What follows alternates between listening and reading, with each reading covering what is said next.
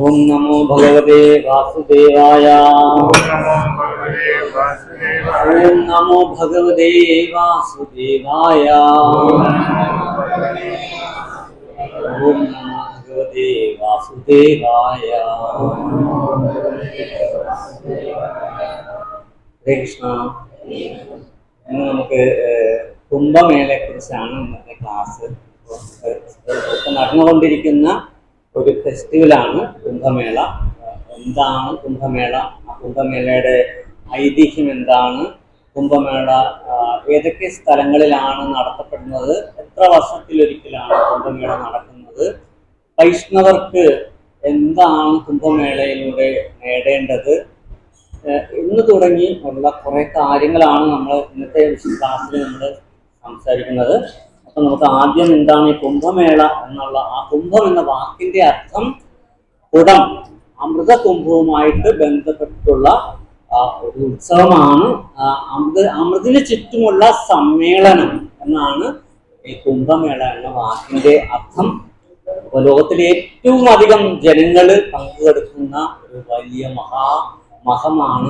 വിദേശ രാജ്യങ്ങളിൽ നിന്നടക്കം കോടിക്കണക്കിന് ആൾക്കാർ, ഏകദേശം 50 കോടിയോളം ആൾക്കാർ ഈ ഇത്തവണത്തെ പ്രയാഗ്രാജിൽ നടക്കുന്ന 144 വർഷത്തിലൊരിക്കൽ നടക്കുന്ന മഹാപൂർണ്ണ കുംഭമേളയിൽ പങ്കെടുക്കുന്നുണ്ട്.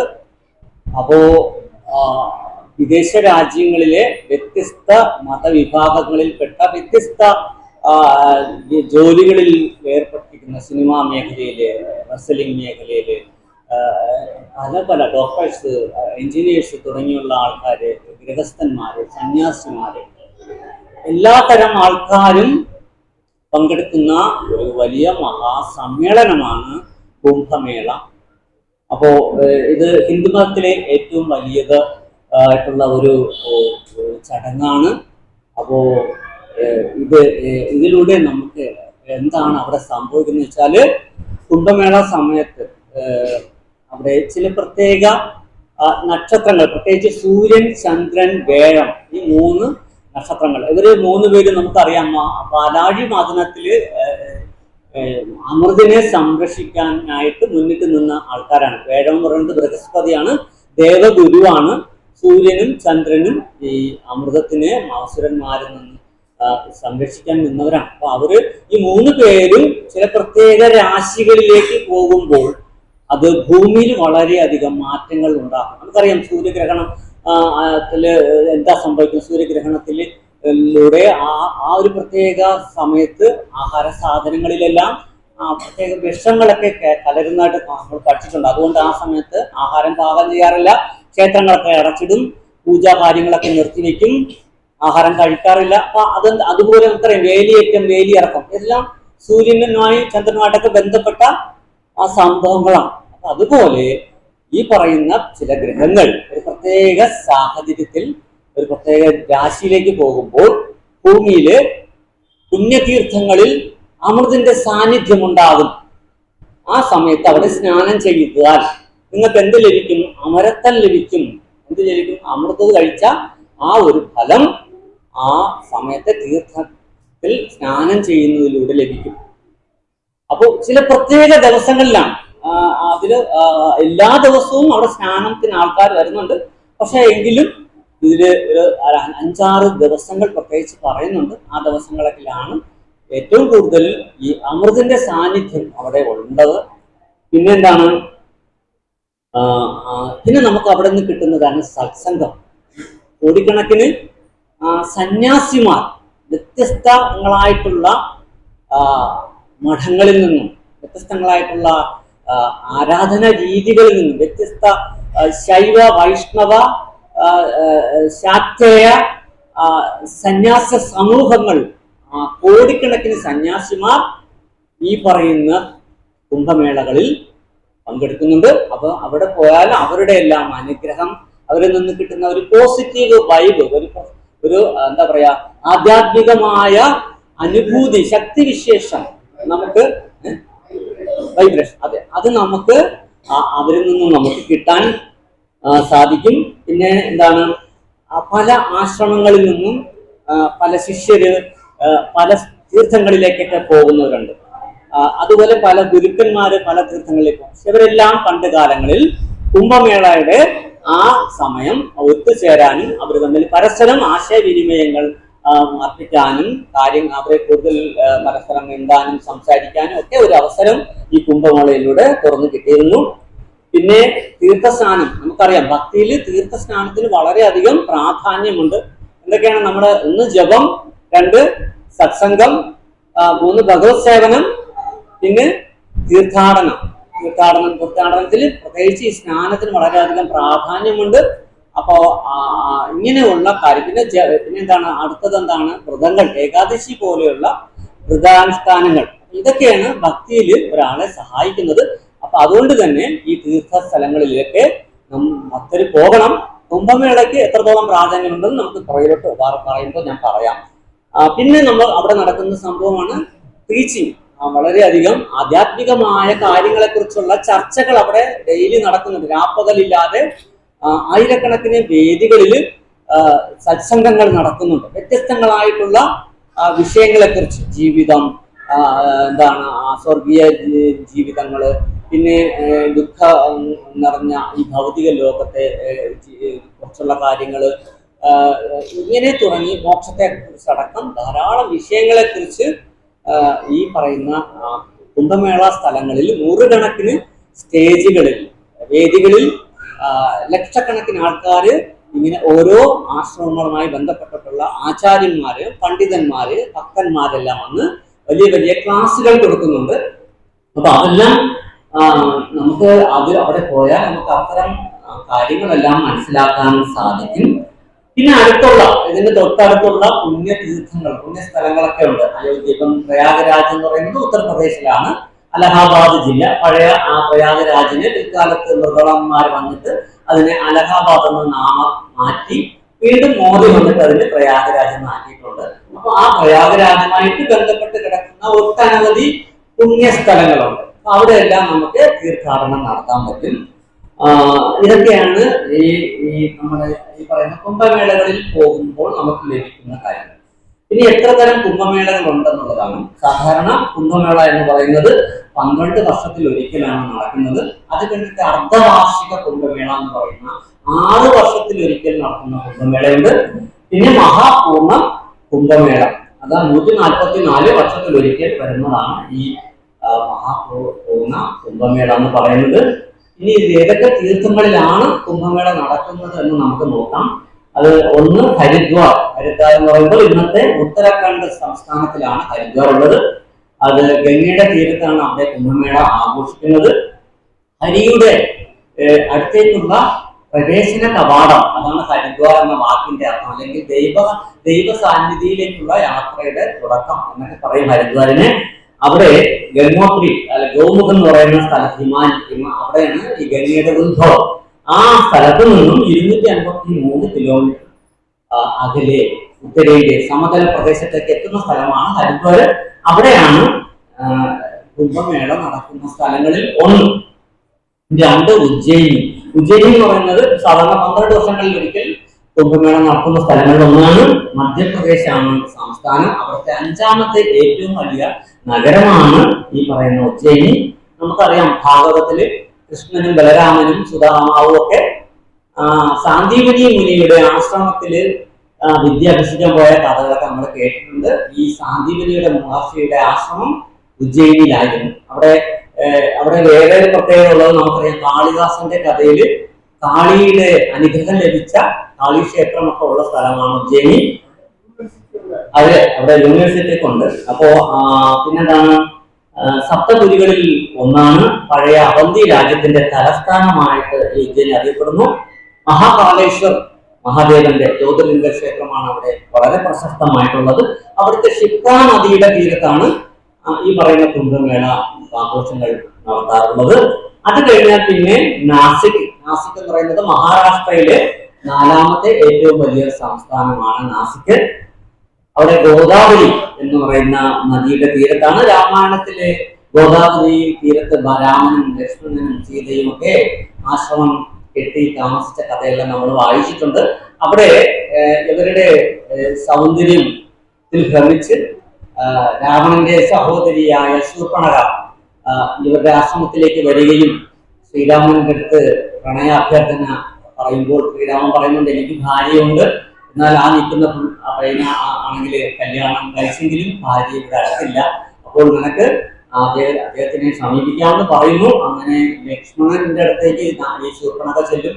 അപ്പോൾ ശൂർപ്പണഖയുടെ അടുത്ത് ലക്ഷ്മണൻ പറയും, സോറി, എനിക്കിതിലൊന്നും താല്പര്യമില്ല, എനിക്ക് എൻ്റെ ജ്യേഷ്ഠനെയും എൻ്റെ ജ്യേഷ്ഠത്തമ്മയും സേവിക്കലാണ് എൻ്റെ ജീവിത ലക്ഷ്യം, എനിക്ക് ഭാര്യയുണ്ട്, അവളങ്ങ് അയോധ്യയിലാണ്, അതുകൊണ്ട് തന്നെ മറ്റൊരു സ്ത്രീയോട് എനിക്ക് ആഗ്രഹമില്ല, അതുകൊണ്ട് ദയവ് ചെയ്ത് നിങ്ങൾ പൊയ്ക്കോളൂ, അല്ലെങ്കിൽ ജ്യേഷ്ഠനെ തന്നെ സമീപിച്ചുകൊള്ളൂ. ഒരു ക്ഷത്രിയന് 4ഓളം പേരെ കല്യാണം കഴിക്കാം. രാമന്റെ അച്ഛനായ ദശരഥന് 4 ഭാര്യമാരുണ്ടായിരുന്നു. അപ്പോ വേണമെങ്കിൽ ക്ഷത്രിയർക്ക് കൂടുതൽ കല്യാണം കഴിക്കാം, അതുകൊണ്ട് രാമന്റെ അടുത്ത് തന്നെ പൊയ്ക്കോളൂ, എനിക്ക് ഒന്നിൽ കൂടുതൽ കല്യാണം കഴിക്കാൻ താല്പര്യമില്ല എന്ന് ലക്ഷ്മണൻ പറയുമ്പോൾ അല്പം ദേഷ്യത്തോടു കൂടി ശൂർപ്പണഖ രാമന്റെ വീട്ടിൽ തിരിച്ചു ചെല്ലുന്നുണ്ട്. അപ്പോഴും രാമൻ പറയും, എനിക്കടുത്ത് എൻ്റെ സീതയുണ്ട്, പക്ഷെ അവനിപ്പോ ഒറ്റയ്ക്കാണ്, അവനാണ് ഒരു സ്ത്രീയുടെ ആവശ്യമുള്ളത്, അതുകൊണ്ട് നീ അവൻ്റെ അടുത്ത് തന്നെ പോകുമെന്ന് പറയുമ്പോൾ വീണ്ടും പോകും. അപ്പോൾ ലക്ഷ്മണന് ദേഷ്യം വരും, ഞാൻ നിന്റെ അടുത്ത് മലയാളത്തിലാണ്, സോറി സംസ്കൃതമാണ് പറഞ്ഞത്, അപ്പോ നിനക്കത് മനസ്സിലായില്ലേ, നീ എന്തിനാ വീണ്ടും എന്നെ ഇങ്ങനെ ബുദ്ധിമുട്ടിക്കുന്നത്, എനിക്കിതൊന്നും താല്പര്യമില്ലെന്ന് പറഞ്ഞല്ലോ എന്ന് പറയും. അപ്പോ നീ വീണ്ടും രാമന്റെ അടുത്ത് പൊയ്ക്കോളൂ, രാമൻ സ്വീകരിക്കാൻ സാധ്യതയുണ്ട്, എനിക്ക് താല്പര്യമേ ഇല്ല ഈ വിഷയത്തിൽ എന്ന് പറയും. അപ്പോ വീണ്ടും രാമന്റെ അടുത്ത് ചെല്ലും. അപ്പോ രാമൻ വീണ്ടും പറയും ലക്ഷ്മണന്റെ അടുത്ത് പോകാൻ. ആ സമയത്താണ് സീതാദേവി ഇറങ്ങി വരുന്നത് അകത്തുനിന്ന്. അപ്പൊ ഈ സീത കാരണമാണല്ലോ ഈ രാമൻ എന്നെ കല്യാണം കഴിക്കാത്തത്, ഇല്ലെങ്കിൽ ഇദ്ദേഹമെങ്കിലും എന്നെ കല്യാണം കഴിച്ചതെന്ന് വിചാരിച്ച് ശൂർപ്പണഖ അതുവരെ അതിസുന്ദരിയായിട്ട് നിൽക്കുകയായിരുന്നു. പെട്ടെന്ന് തന്നെ എന്റെ യഥാർത്ഥ രാക്ഷസീയമായ ആ രൂപത്തിലേക്ക് മാറി സീതയെ ആക്രമിക്കും. അങ്ങനെ സീത കരഞ്ഞു നിലവിളിക്കുമ്പോഴേക്കും ലക്ഷ്മണൻ ചാടി വീണിട്ട് വാളെടുത്ത് ഒറ്റ വീശ് ശൂർപ്പണഖയുടെ മൂക്കെല്ലാം മുറിഞ്ഞ് താഴെ വീഴും. അങ്ങനെ മൂക്ക് വീണ സ്ഥലം, നാസിക വീണ സ്ഥലമാണ് നാസിക്. അപ്പൊ ആ നാസിക്കിലാണ് കുംഭമേള നടക്കുന്നത്. മറ്റൊരു സ്ഥലം നമുക്കറിയാം, നമ്മൾ ഇന്ന് ഉപയോഗിക്കുന്ന നോട്ടുകളെല്ലാം അച്ചടിക്കുന്നത് എവിടെയാണ്? നാസിക്കിലാണ്. പിന്നെ ഏറ്റവും വലിയ എന്താ പറയാ, ധാരാളം ക്ഷേത്രങ്ങള്, സ്നാനഘട്ടുകളൊക്കെ എവിടെ ഉണ്ട്, നോട്ടച്ചടിക്കുന്ന സ്ഥലമാണ്. പിന്നെ അത് കഴിഞ്ഞിട്ടുള്ളതാണ് പ്രയാഗ്രാജ്. പ്രയാഗ്രാജിലാണ് ഇപ്പൊ നമ്മള് ഈ 144 വർഷത്തിലൊരിക്കൽ നടക്കുന്ന കുംഭമേള നടന്നുകൊണ്ടിരിക്കുന്നത്. അലഹാബാദ് ജില്ലയാണ്. അപ്പൊ അവിടെ ഗംഗയും യമുനയും പിന്നെന്താണ് സരസ്വതി, അങ്ങനെ 3 നദികളുടെ സംഗമ സ്ഥാനം. അതുകൊണ്ടാണ് ത്രിവേണി സംഗമം എന്ന് അറിയപ്പെടുന്നത്. ഗംഗാ നദിയെ കുറിച്ചാൽ നമുക്ക് നമ്മുടെ എന്ത് നശിക്കും? നമ്മുടെ പാപങ്ങളെല്ലാം നശിക്കും. യമുനാ നദിയെ കുറിച്ചാൽ നമ്മുടെ എന്ത് നശിക്കും? പുണ്യങ്ങളും നശിക്കും, അല്ലെ? അപ്പൊ പാപവും പുണ്യവും നശിക്കുന്നത് ഈ ഗംഗയിലും യമുനയിലും കുടിക്കുന്നതാണ്. ഒപ്പം സരസ്വതി നദിയും അവിടെ ഉണ്ട്. അങ്ങനെ 3 നദികളുടെയും സംഗമ സ്ഥാനമാണ് ഈ പറയുന്ന പ്രയാഗ്രാജ്. അവിടെ കിഴക്കിന്റെ ഓക്സ്ഫോർഡ് എന്നറിയപ്പെടുന്ന അലഹബാദ് യൂണിവേഴ്സിറ്റിയൊക്കെ അവിടെ ഉണ്ട്. ഋഗ്വേദത്തിന്റെ നാടെന്നാണ് ഈ പറയുന്ന പ്രയാഗ്രാജിനെ അറിയപ്പെടുന്നത്. അവിടെയാണ് ഋഗ്വേദമൊക്കെ ഉണ്ടായത്. അപ്പോൾ ഇനി നമുക്ക് എന്താണ് ഈ കുംഭമേള എന്ന് നോക്കാം. അതിന്റെ ഐതിഹ്യം, അതിന്റെ പ്രധാന സംഭവം എന്താണെന്ന് നോക്കാം. ഒരിക്കല് ദുർവാസാവ് എന്ന മഹർഷി, അദ്ദേഹം ഇങ്ങനെ യാത്രയിലായിരുന്നു. അദ്ദേഹം ഇങ്ങനെ സ്വർഗത്തേക്ക്, ദേവലോകത്തേക്ക് പോകുന്ന യാത്രയിലാണ്. അങ്ങനെ ഭൂമിയിൽ ഇങ്ങനെ പോകുന്ന വഴിയിൽ ഒരു കാട്ടിലേക്ക് എത്തും. അങ്ങനെ കാട്ടിലൂടെ പോകുമ്പോൾ വളരെ വല്ലാത്ത പരിമളം, ഭയങ്കര സുഗന്ധം. നോക്കിയപ്പോൾ ആകാശത്തൂടെ ഒരു അപ്സര സ്ത്രീ കയ്യില് സുന്ദരമായ ഒരു മനോഹരമായ ഒരു മാലയുമായിട്ട് ഇങ്ങനെ പറഞ്ഞു പോകുന്നു. ആ മാലയിൽ നിന്നും വമിക്കുന്ന സുഗന്ധമാണ് ആ കാടിനെ മൊത്തം സുഗന്ധപൂരിതമാക്കിക്കൊണ്ടിരിക്കുന്നത്. അപ്പോ അദ്ദേഹം ഉടൻ തന്നെ ആ കൈ കാണിച്ചിട്ട് അപ്സര സ്ത്രീയെ എത്തിയിട്ട് ആ മാല തരുമോ എന്ന് ചോദിക്കും. അപ്പൊ അപ്സര സ്ത്രീ എന്ത് ചെയ്യും? ആ മാല ദുർവാസാവിന് കൊടുക്കും. അങ്ങനെ ദുർവാസാവും മാലയുമായിട്ട് ഇങ്ങനെ യാത്ര ചെയ്യും. യാത്ര ചെയ്തിട്ട് ദേവലോകത്തെത്തും. ദേവലോകത്തെത്തുമ്പോഴേക്കും ദേവേന്ദ്രനും മറ്റു ദേവന്മാരും എല്ലാവരും കൂടെ അവരൊരു യാത്രയിൽ എതിരെ ഇങ്ങനെ വന്നുകൊണ്ടിരിക്കുന്നു. ഐരാവതത്തിന്റെ പുറത്താണ് ദേവേന്ദ്രൻ യാത്ര ചെയ്യുന്നത്. ദേവേന്ദ്രനെ കണ്ടോടെ തന്നെ മുനി കൈ കാണിച്ചിട്ട് ആ ദേവേന്ദ്ര നിൽക്കുക എന്നാ പിടിച്ചോ എന്ന് പറഞ്ഞ് ആ മാല ഇട്ട് കൊടുക്കും. ആർക്ക്? ദേവേന്ദ്രന്. ദേവേന്ദ്രൻ ആ മാല വാങ്ങിച്ചിട്ട് ആനയുടെ പുറത്ത് വെച്ചിട്ട് എന്തൊക്കെയുണ്ട്, മുന്നിൽ സുഖമാണോ, എവിടെ പോകണം, എങ്ങനെയാണ്, എന്തൊക്കെയാണ് എന്നൊക്കെ കാര്യങ്ങളൊക്കെ ചോദിച്ചുകൊണ്ടിരിക്കുമ്പോൾ ഈ മാലയുടെ സുഗന്ധത്തിലും ആ തേനിലൊക്കെ ഭ്രമിച്ച് വണ്ടുകള് കൂട്ടത്തോടെ കൂടി വന്ന് ഈ മാലയുടെ മൊത്തം ഇങ്ങനെ വന്ന് പറഞ്ഞിങ്ങനെ മൂളും. ഈ മൂളല്, ഈ മുരൾച്ച കേൾക്കുമ്പോൾ ആന എന്ത് ചെയ്യും? കുണ്ടലിൽ കൊണ്ട് ആ മാല നോക്കി തറയിലടി, ഒറ്റ അടി അടിക്കും. മാല തറയിൽ വീണ് ചെതറും. ഇതാര് കാണും? ദുർവാസാവ് കാണും. ദുർവാസാവിന് ഭയങ്കരമായിട്ട് ദേഷ്യം വരും. താൻ വളരെ ദിവ്യമായിട്ട് ഒരു അപ്സരസ്ത്രീയുടെ കയ്യിൽ നിന്നും ചോദിച്ച് വാങ്ങിച്ച് കൊണ്ടുവന്നിട്ട് ഒരു സമ്മാനമായിട്ട് ഞാൻ കൊടുത്തിട്ട് അതിനെ സൂക്ഷിക്കാൻ പോലും ഉള്ള കഴിവില്ല. അവന് അത്ര അഹങ്കാരം. എന്റെ മാലയ്ക്ക് ഇത്ര വിലയെ ഉള്ളൂ. ഞാൻ ഇത്രയും കഷ്ടപ്പെട്ട് ഇത്രയും ദൂരം ചുമന്ന് കൊണ്ടുവന്നിട്ട് ഈ മാല കൊടുത്തിട്ട് ഒരു മാനൊരു വില കൊടുത്തില്ല എന്ന് വിചാരിച്ചുകൊണ്ട് നീ ഇത്രയും ഉയർന്ന പദവിയിൽ ഇരിക്കുന്നത് കൊണ്ടും ഇത്രയും സുഖ സൗകര്യങ്ങളിലും ഐശ്വര്യങ്ങളിലും ഭ്രമിച്ചത് കൊണ്ടാണല്ലോ നീ ഇങ്ങനെ എന്റെ മാലയ്ക്ക് ഇത്ര വില കൊടുത്തത്. അതുകൊണ്ട് എന്റെ എല്ലാ ഐശ്വര്യങ്ങളും നഷ്ടമായി പോകട്ടെ. എന്റെ തേജസ്സും മോജസ്സും ശക്തിയും നരകളെല്ലാം ബാധിച്ച് ദേവന്മാരെല്ലാം നശിച്ച് പണ്ടാരമാകട്ടെ എന്ന് പറഞ്ഞിട്ട് ഒരു ശാപം. ദേവേന്ദ്രൻ ഞെട്ടിനെട്ട്. ദേവേന്ദ്രൻ ഒരിക്കലും പ്രതീക്ഷിച്ചില്ല ഇങ്ങനെ ശാപിക്കും. ഒരു മാലയ്ക്ക് ഇത്രയും വലിയ വില കൊടുക്കേണ്ടി വന്നല്ലോ എന്ന് വിചാരിച്ച് ദേവേന്ദ്രൻ ആനപ്പറന്ന് ഒറ്റ ചാട്ടം ചാടി മുനിയുടെ കാലിൽ വീണിട്ട് മാപ്പ് പോയി. അങ്ങ് എന്താണ് ഇങ്ങനെയൊക്കെ ശപിക്കുന്നത്? ഞങ്ങൾ അതിന് മാത്രം എന്ത് തെറ്റാണ് ഞാൻ ചെയ്തത്? എന്റെ ആ വിവരമില്ലാത്ത ആന ഇങ്ങനെ ഒരു അബദ്ധം ചെയ്തത് അങ്ങ് എന്തിനാണ്? അങ്ങ് വലിയ വിവരമുള്ള ആളല്ലേ, വലിയ തന്നെയല്ലേ, വലിയ പ്രധാന ജ്ഞാനല്ലേ, അങ്ങ് എന്തിനാണ് ഇങ്ങനെയൊക്കെ ശപിക്കുന്നത്? ഞങ്ങൾ അതിന് മാത്രം എന്ത് തെറ്റാണ് ചെയ്തതെന്ന് പറഞ്ഞിട്ട് മുനിയുടെ മുമ്പില് വളരെ വിഷമത്തോടുകൂടി ചോദിക്കും. അപ്പൊ മുനി പറയും, നീ എന്നെ ഇങ്ങനെ ഓർത്തിയാൽ അങ്ങനെ മനമാറുന്ന മുനിമാരെയൊക്കെ നീ കണ്ടിട്ടുണ്ടാവും. പക്ഷെ ഞാൻ അത്തരക്കാരനൊന്നും അല്ല. എൻ്റെ അടുത്ത് നിന്റെ ഓർത്തതൊന്നും വേണ്ട. നിനക്ക് കുറച്ച് കൂടിപ്പോയല്ല, നിനക്ക് ഭൗതികമായ സുഖസൗകര്യങ്ങൾ കൂടിയത് കൊണ്ടാണ് നീ എൻ്റെ മാലയ്ക്ക് ആ ഒരു പരിഗണന തരാത്തത്. അതുകൊണ്ട് നിങ്ങൾ ഈ അവസ്ഥയിൽ നിന്നും അമരത്വം എല്ലാം മാറി നിങ്ങൾ സാധാരണ ജീവാത്മാക്കളായിട്ട് മാറിയാലേ നീ പഠിക്കത്തുള്ളൂ എന്ന് പറഞ്ഞിട്ട് മുനിയുടെ പാട്ടിന് പോകും. അതോടുകൂടി തന്നെ ദേവന്മാരുടെ ശക്തിയെല്ലാം കുറഞ്ഞ്, തേജസ്സെല്ലാം കുറഞ്ഞ്, സൗന്ദര്യമെല്ലാം കുറഞ്ഞ് അങ്ങനെ വളരെ അവരെല്ലാം വല്ലാണ്ടാവും. നേരെ ഓടി എവിടെ ചെല്ലും? ബ്രഹ്മദേവന്റെ അടുത്ത് ചെല്ലും. ബ്രഹ്മദേവന്റെ അടുത്ത് പറയും, ഇങ്ങനെയാണ് സംഭവം, നിങ്ങളുടെ ദുർവാസാവ് മുന്നിൽ വന്ന് നിങ്ങൾ എങ്ങനെയൊക്കെ ശമിച്ചിട്ട് കഴിഞ്ഞിരിക്കുന്നു, എന്ത് ചെയ്യാനാണ്? നിങ്ങൾക്ക് പഴയ ആ ശക്തിയൊന്നുമില്ല. ഇനിയിപ്പോൾ അസുരന്മാർ ഇത് അറിയുകയാണെങ്കിൽ അവരെല്ലാവരും കൂടെ വന്ന് നമ്മുടെ രാജ്യത്തേക്ക് ആക്രമിച്ച് കീഴടക്കും. നിങ്ങൾ എന്താ ചെയ്യേണ്ടതെന്ന് അറിഞ്ഞൂടാ. അപ്പൊ ബ്രഹ്മദേവൻ പറയും, ഇരിക്കും, ഞാനൊന്ന് ഞാൻ മനനം ചെയ്തോട്ടെ എന്ന് പറഞ്ഞിട്ട് കണ്ണടച്ച് ധ്യാനിക്കും. ധ്യാനിച്ചിട്ട് പറയും, ഒരേ ഒരു വഴിയേ ഉള്ളൂ. എന്റെയും സൃഷ്ടി കാരണക്കാരനായ ഭഗവാൻ വിഷ്ണുവിനെ, നമുക്ക് ആവിർബാന്ധവനായിട്ടുള്ള ആ ഭഗവാൻ മഹാവിഷ്ണുവിനെ തന്നെ പോയി ശരണം പ്രാപിക്കണം. അല്ലാതെ ഇതിന് എനിക്കായിട്ടൊരു പോംവഴി പറയാനില്ല. എല്ലാവർക്കായിട്ട് അങ്ങോട്ട് പോകാമെന്ന് പറയും. ഇങ്ങനെ ഇവരെല്ലാവരുമായിട്ട് പാലാഴിയുടെ തീരത്തേക്ക് ചെല്ലും. അവിടെ ചെന്നിട്ട് തീരത്തിൽ ചെന്നിട്ട് എന്താ ചെയ്യുന്നത്? പുരുഷ സൂക്തം ചെല്ലും. ഭഗവാനെ സ്തുതിച്ചുകൊണ്ട് പുരുഷ സൂക്തം ചെല്ലും.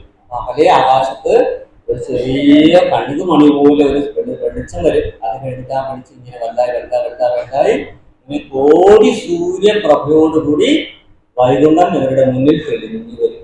അതിലാര് കിടക്കുന്നു? അനന്തന്റെ പുറത്തായിട്ട് ഭഗവാൻ ഇങ്ങനെ പള്ളിപോലെ കിടക്കുന്നു.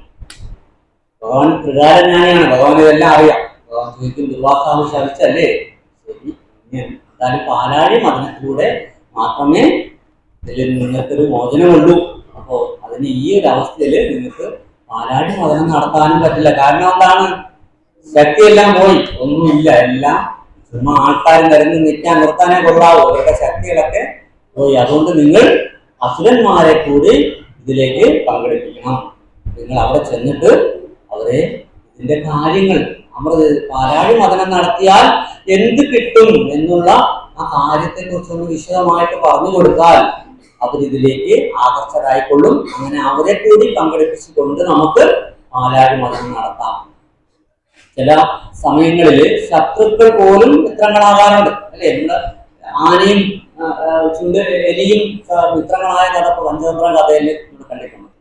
കാരണം ആ സിംഹം വന്നിട്ട് ഒരു വേടൻ വിരിച്ച വലയിൽ വീണ സമയത്ത് ഒരു എലി അതുവഴി പോകും. ഈ എലിയെ കണ്ടിട്ട് സിംഹം എന്നെ രക്ഷിക്കണേന്ന് പറയും. കാരണം സിംഹം കടിച്ചു പറിച്ച് നോക്കിയിട്ടൊന്നും ആ വല മുറിക്കാൻ പറ്റുന്നില്ല. അപ്പൊ എലി പറയും ഞാൻ മുറിക്കാം, പക്ഷെ എന്നെ നീ കൊല്ലില്ലേ? ഇല്ല, നിന്നെ ഞാൻ കൊല്ലില്ല, നമ്മള് ആ ശത്രുതയൊക്കെ മാറ്റി വെക്കാം എന്ന് പറഞ്ഞ് എലി ആ വല കടിച്ചു മുറിച്ച് സിംഹത്തെ രക്ഷിക്കുന്ന കഥ പഞ്ചതന്ത്രത്തിലുണ്ട്. അപ്പൊ അതുപോലെ നമ്മളെ പല ഈ അടുത്ത കാലത്ത് കഴിഞ്ഞ 2-3 ദിവസം മുമ്പ് ഇതുപോലെ ഒരു പന്നിയെ ഒരു പുലി ഓടിച്ച് പന്നി പുലി എല്ലാം കൂടെ ഒരു കിണറ്റിൽ വന്നിരുന്നു. കിണറ്റിൽ ചെന്ന് വിടുന്നതിന് ശേഷം എന്ത് പറ്റി? പുലിക്ക് പിന്നെ പന്നിയെ തിന്നണ്ട. പിന്നെ അവർ രണ്ടൊരു കമ്പനിയായി അങ്ങോട്ടും ഇങ്ങോട്ടും നോക്കിക്കൊണ്ട് ഇരുന്നു. അവസാനം പിന്നെ ആൾക്കാരെ ഒന്ന് രക്ഷപ്പെടുത്തി വിട്ടു എന്ന് പറഞ്ഞ. അപ്പൊ അതുകൊണ്ട് ചില ഒരു ആപത്ഘട്ടങ്ങളിൽ ശത്രുത മറന്ന് നിൽക്കുന്ന അവസ്ഥകളുണ്ട്.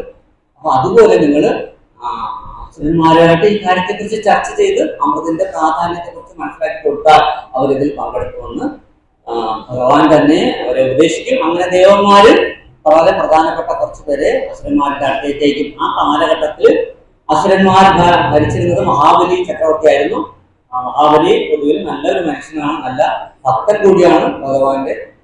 ഇങ്ങനെ ഇവരെല്ലാവരും ദേവന്മാര് കുറച്ചുപേര് വന്നിട്ട് സ്കെച്ചും പ്ലാനും എല്ലാം കൊണ്ടുവന്നിട്ട് പാലാഴി മഥനം നടത്തുന്ന രീതി, അത് എങ്ങനെ ഏത് രീതിയിൽ എന്തൊക്കെയാണ് അങ്ങനെയൊക്കെ ചെയ്യണം എന്നൊക്കെ, അങ്ങനെ ചെയ്താൽ കിട്ടുന്ന പ്രയോജനം, അമൃത് കിട്ടിയാൽ എന്താണ് അതുകൊണ്ടുള്ള പ്രയോജനം എന്താണ്, ശക്തി കിട്ടും, സൗന്ദര്യം കിട്ടും, അമരത്വം കിട്ടും, മരണമില്ലാത്ത അവസ്ഥ കിട്ടും എന്നൊക്കെ പറഞ്ഞ് അവരെ കളക്കും. അങ്ങനെ അവർക്ക് വളരെ തയ്യാറാവും. അങ്ങനെ അവര് പാലാഴി മഥനത്തിന് തയ്യാറായിട്ട് പാലാഴിയുടെ തീരത്തേക്ക് അസുരന്മാരെല്ലാവരും വരും. അപ്പോ പിന്നെ എന്താ വേണ്ടത്? പാലാഴിയില് ഈ ക്ഷീരസാഗരത്തില് ഇതിനെ തടയാനായിട്ട് കടകോലായിട്ട് മന്ദരപർവ്വതത്തിനെ കൊണ്ടുവരും. അങ്ങനെ ഭഗവാൻ തന്നെ മന്ദരപർവ്വതത്തിനെ പൊക്കി ഗരുഡന്റെ പുറത്ത് വെച്ച് കൊടുത്തിട്ട് ഗരുഡൻ കൊണ്ടുവന്ന് പാലാഴിയിൽ ഇറക്കും. അതിനു മുമ്പായിട്ട് ആ പാലാഴിയിൽ മഥനം നടത്തുന്ന സ്ഥലത്ത് മൊത്തം ഔഷധ സസ്യങ്ങളെ കൊണ്ട് നിറയ്ക്കും. ദേവന്മാരെല്ലാവരും ഔഷധ സസ്യങ്ങളെ കടയുമ്പോഴാണ് ഈ അമൃത് കിട്ടുന്നത്. അങ്ങനെ ഔഷധങ്ങൾ മൊത്തം കൊണ്ട് നിറച്ചിട്ട് അതിൽ ഈ മന്ദരപർവ്വതത്തിനെ കൊണ്ടിറങ്ങും. എന്നിട്ട് വാസുകിയെ കയറായിട്ട് ഉപയോഗിക്കും. അങ്ങനെ ഒരറ്റം ദേവന്മാരും മററ്റം അസുരന്മാർക്കും കൊടുക്കും. അപ്പൊ വാലറ്റം കൊടുത്തപ്പോൾ ഞങ്ങളെ കൊച്ചാക്കുകയാണ് നിങ്ങൾ, അതുകൊണ്ട് തല തരയാണെങ്കിൽ ഞങ്ങൾ സ്വീകരിക്കുമെന്ന് പറഞ്ഞ് അസുരന്മാർ ബഹളം ഉണ്ടാക്കും. എന്നാൽ വീണ്ടും അതിന്റെ പേരിൽ ഒരു വഴക്കുണ്ടാവണമെന്ന് പറഞ്ഞിട്ട് ദേവന്മാർ മാറിക്കൊടുക്കും. അങ്ങനെ ഇവരെല്ലാം പാലാഴി മഥനം നടത്തും. അങ്ങനെ ശരീരം ഇങ്ങനെ ഇളകി മറിഞ്ഞപ്പോഴേക്കും വാസുകിയുടെ വയറ്റിൽ നിന്ന് എന്താ പറ്റും? കാളകൂടം എന്ന് പറയുന്ന മഹാവിഷം പുറത്തേക്ക് ചാടും. ഈ വിഷം പുറത്തേക്ക് വരുമ്പോൾ തന്നെ പലരും ബോധമൊക്കെ വീഴും. എന്താണ് അതിന്റെ ആ ഗന്ധം കൊണ്ട് തന്നെ ഭൂമിയിൽ വീണ് കഴിഞ്ഞാൽ ഇത് മൊത്തം കത്തും, ലോകത്തിന് മൊത്തം നാശമാണ്. ഉടൻ തന്നെ മഹാദേവൻ രണ്ട് കൈകൾ കൊണ്ടും ആ കാളക്കൂടത്തിനെ സ്വീകരിക്കുകയും അത് അമൃത് പോലെ പാനം ചെയ്യുമ്പോഴേക്കും പാർവതി ദേവി തന്റെ ഭർത്താവിന്റെ ജീവൻ അപകടത്തിലാണല്ലോ എന്ന് കരുതി ആ കഴുത്തിലേക്ക് അമർത്തി അങ്ങ് പിടിക്കും. അങ്ങനെ ദേവന്മാരെല്ലാം ആ മഹാദേവന്റെ ജീവന് വേണ്ടി ഉറക്കം ഒഴിഞ്ഞ് കാത്തിരിക്കും. ഇങ്ങനെയാണ് മഹാശിവരാത്രി ഉണ്ടാകുന്നത്. അങ്ങനെ അവസാനം ഒരു പാലാഴി കടയും. ഇതിനിടയ്ക്ക് കടകോൽ എന്ന് പറയുന്ന മന്ദരം കടലിനടിയിലേക്ക് താഴാൻ തുടങ്ങും. അപ്പോഴേക്കും ഭഗവാൻ വീണ്ടും പൂർണ്ണാവതാരമായിട്ട് മാറി കടലിനടിയിൽ പാലാഴിക്കടിയിലേക്ക് ചെന്നിട്ട് തന്റെ ചുമല് കൊണ്ട് ആ മന്ദരപർവ്വത്തെ ഉയർത്തിക്കൊടുക്കും. അങ്ങനെ ഭഗവാൻ തന്നെ മന്ദരപർവ്വതത്തിന് മുകളിൽ ഇതിനെല്ലാം നിയന്ത്രിച്ചുകൊണ്ട് ഭഗവാൻ ഇരുന്നുകൊണ്ട് പാലാഴി മഥനം പൂർത്തിയാക്കും. പാലാഴി മഥനം പൂർത്തിയാക്കുന്ന സമയത്ത് പാലാഴിയിൽ നിന്നും പലതും പുറത്തേക്ക് വരും. എന്തൊക്കെയാണ്? കാമധേനു, കൽപ്പവൃക്ഷങ്ങള്, പിന്നെ വാരുണി ദേവി, ചന്ദ്രൻ, ഉച്ചൈശ്രവസ് എന്ന് പറയുന്ന കുതിര, ഇങ്ങനെ പല ദിവ്യ വസ്തുക്കൾ. ഇങ്ങനെ ലക്ഷ്മി ദേവി, അതെ, അവസാനം ലക്ഷ്മി ദേവിയാണ് അവസാനം വരുന്നത്. ലക്ഷ്മി ദേവി വരുമ്പോൾ ലക്ഷ്മി ദേവി ഭഗവാനെ കണ്ടിട്ട് തന്റെ കയ്യിലിരുന്ന ഹാരം കൊണ്ട് ഭഗവാന്റെ കഴുത്തിലേക്ക് ഇട്ട് ഭഗവാനെ സ്വീകരിക്കും. അത് കഴിഞ്ഞിട്ടാണ് ആര് വരുന്നത്? ധന്വന്തരി മൂർത്തി, ഭഗവാൻ വിഷ്ണു തന്നെ ധന്വന്തരി മൂർത്തിയായിട്ട് വീണ്ടും വരും. ഉയർന്നു വന്നിട്ട് കയ്യില് അമൃതകുംഭവുമായിട്ട് ഉയർന്നു വരും. അമൃതകുംഭമായിട്ട് ഉയർന്നു വരുന്നതും അസുരന്മാര് കനിഗുണം കാണിക്കും. എന്ത് പറ്റും? അവര് ചാടി വീണ് അമൃതകുംഭത്തിനെ അടിച്ചു മാറ്റിക്കൊണ്ട് ഒറ്റ ഓട്ടോടെയാണ്. ദേവന്മാര് അല്ലാതെ ആകെ വിഷമിച്ച് ഇത്രയും നേരം കഷ്ടപ്പെട്ട് ഈ അമൃതത്തിന് വേണ്ടിയാണ് ഇത്രയും കഷ്ടപ്പെട്ടത്. അതെല്ലാം കൊണ്ട് അസുരന്മാർ പോയി കഴിഞ്ഞു. ദേവന്മാർക്ക് വല്ലാത്ത വിഷമമാവും. ഒരു ഭഗവാന്റെ അടുത്ത് വീണ്ടും ശരണം പ്രാപിക്കും, ഭഗവാനെ നിങ്ങൾ ഇത്രയും കഷ്ടപ്പെട്ടിട്ട് നിനക്കത് കിട്ടിയില്ലല്ലോ എന്ന് പറയുമ്പോൾ ഭഗവാൻ പറയും വിഷമിക്കേണ്ട എന്ന് പറയുന്നു. പെട്ടെന്ന് തന്നെ ഒരു വെടിമിന്നൽ പോലെ, ഒരു മിന്നൽ പോലെ തേജസ്സോടുകൂടി ശോഭയോടുകൂടി ഭഗവാൻ അതിമനോഹരിയായിട്ട്, ഒരു സുന്ദരിയായിട്ട്, ഐശ്വര്യം ഇങ്ങനെ കവിഞ്ഞൊഴുകുന്ന എന്താ പറയാ മോഹിനി രൂപത്തിലേക്ക് ഭഗവാൻ മാറും. ഭഗവാൻ മാറിയിട്ട് ഇവരുടെ അസുരന്മാർ എങ്ങോട്ടാണോ പോയത് ആ ഭാഗത്തേക്ക് ഭഗവാൻ ചെല്ലും.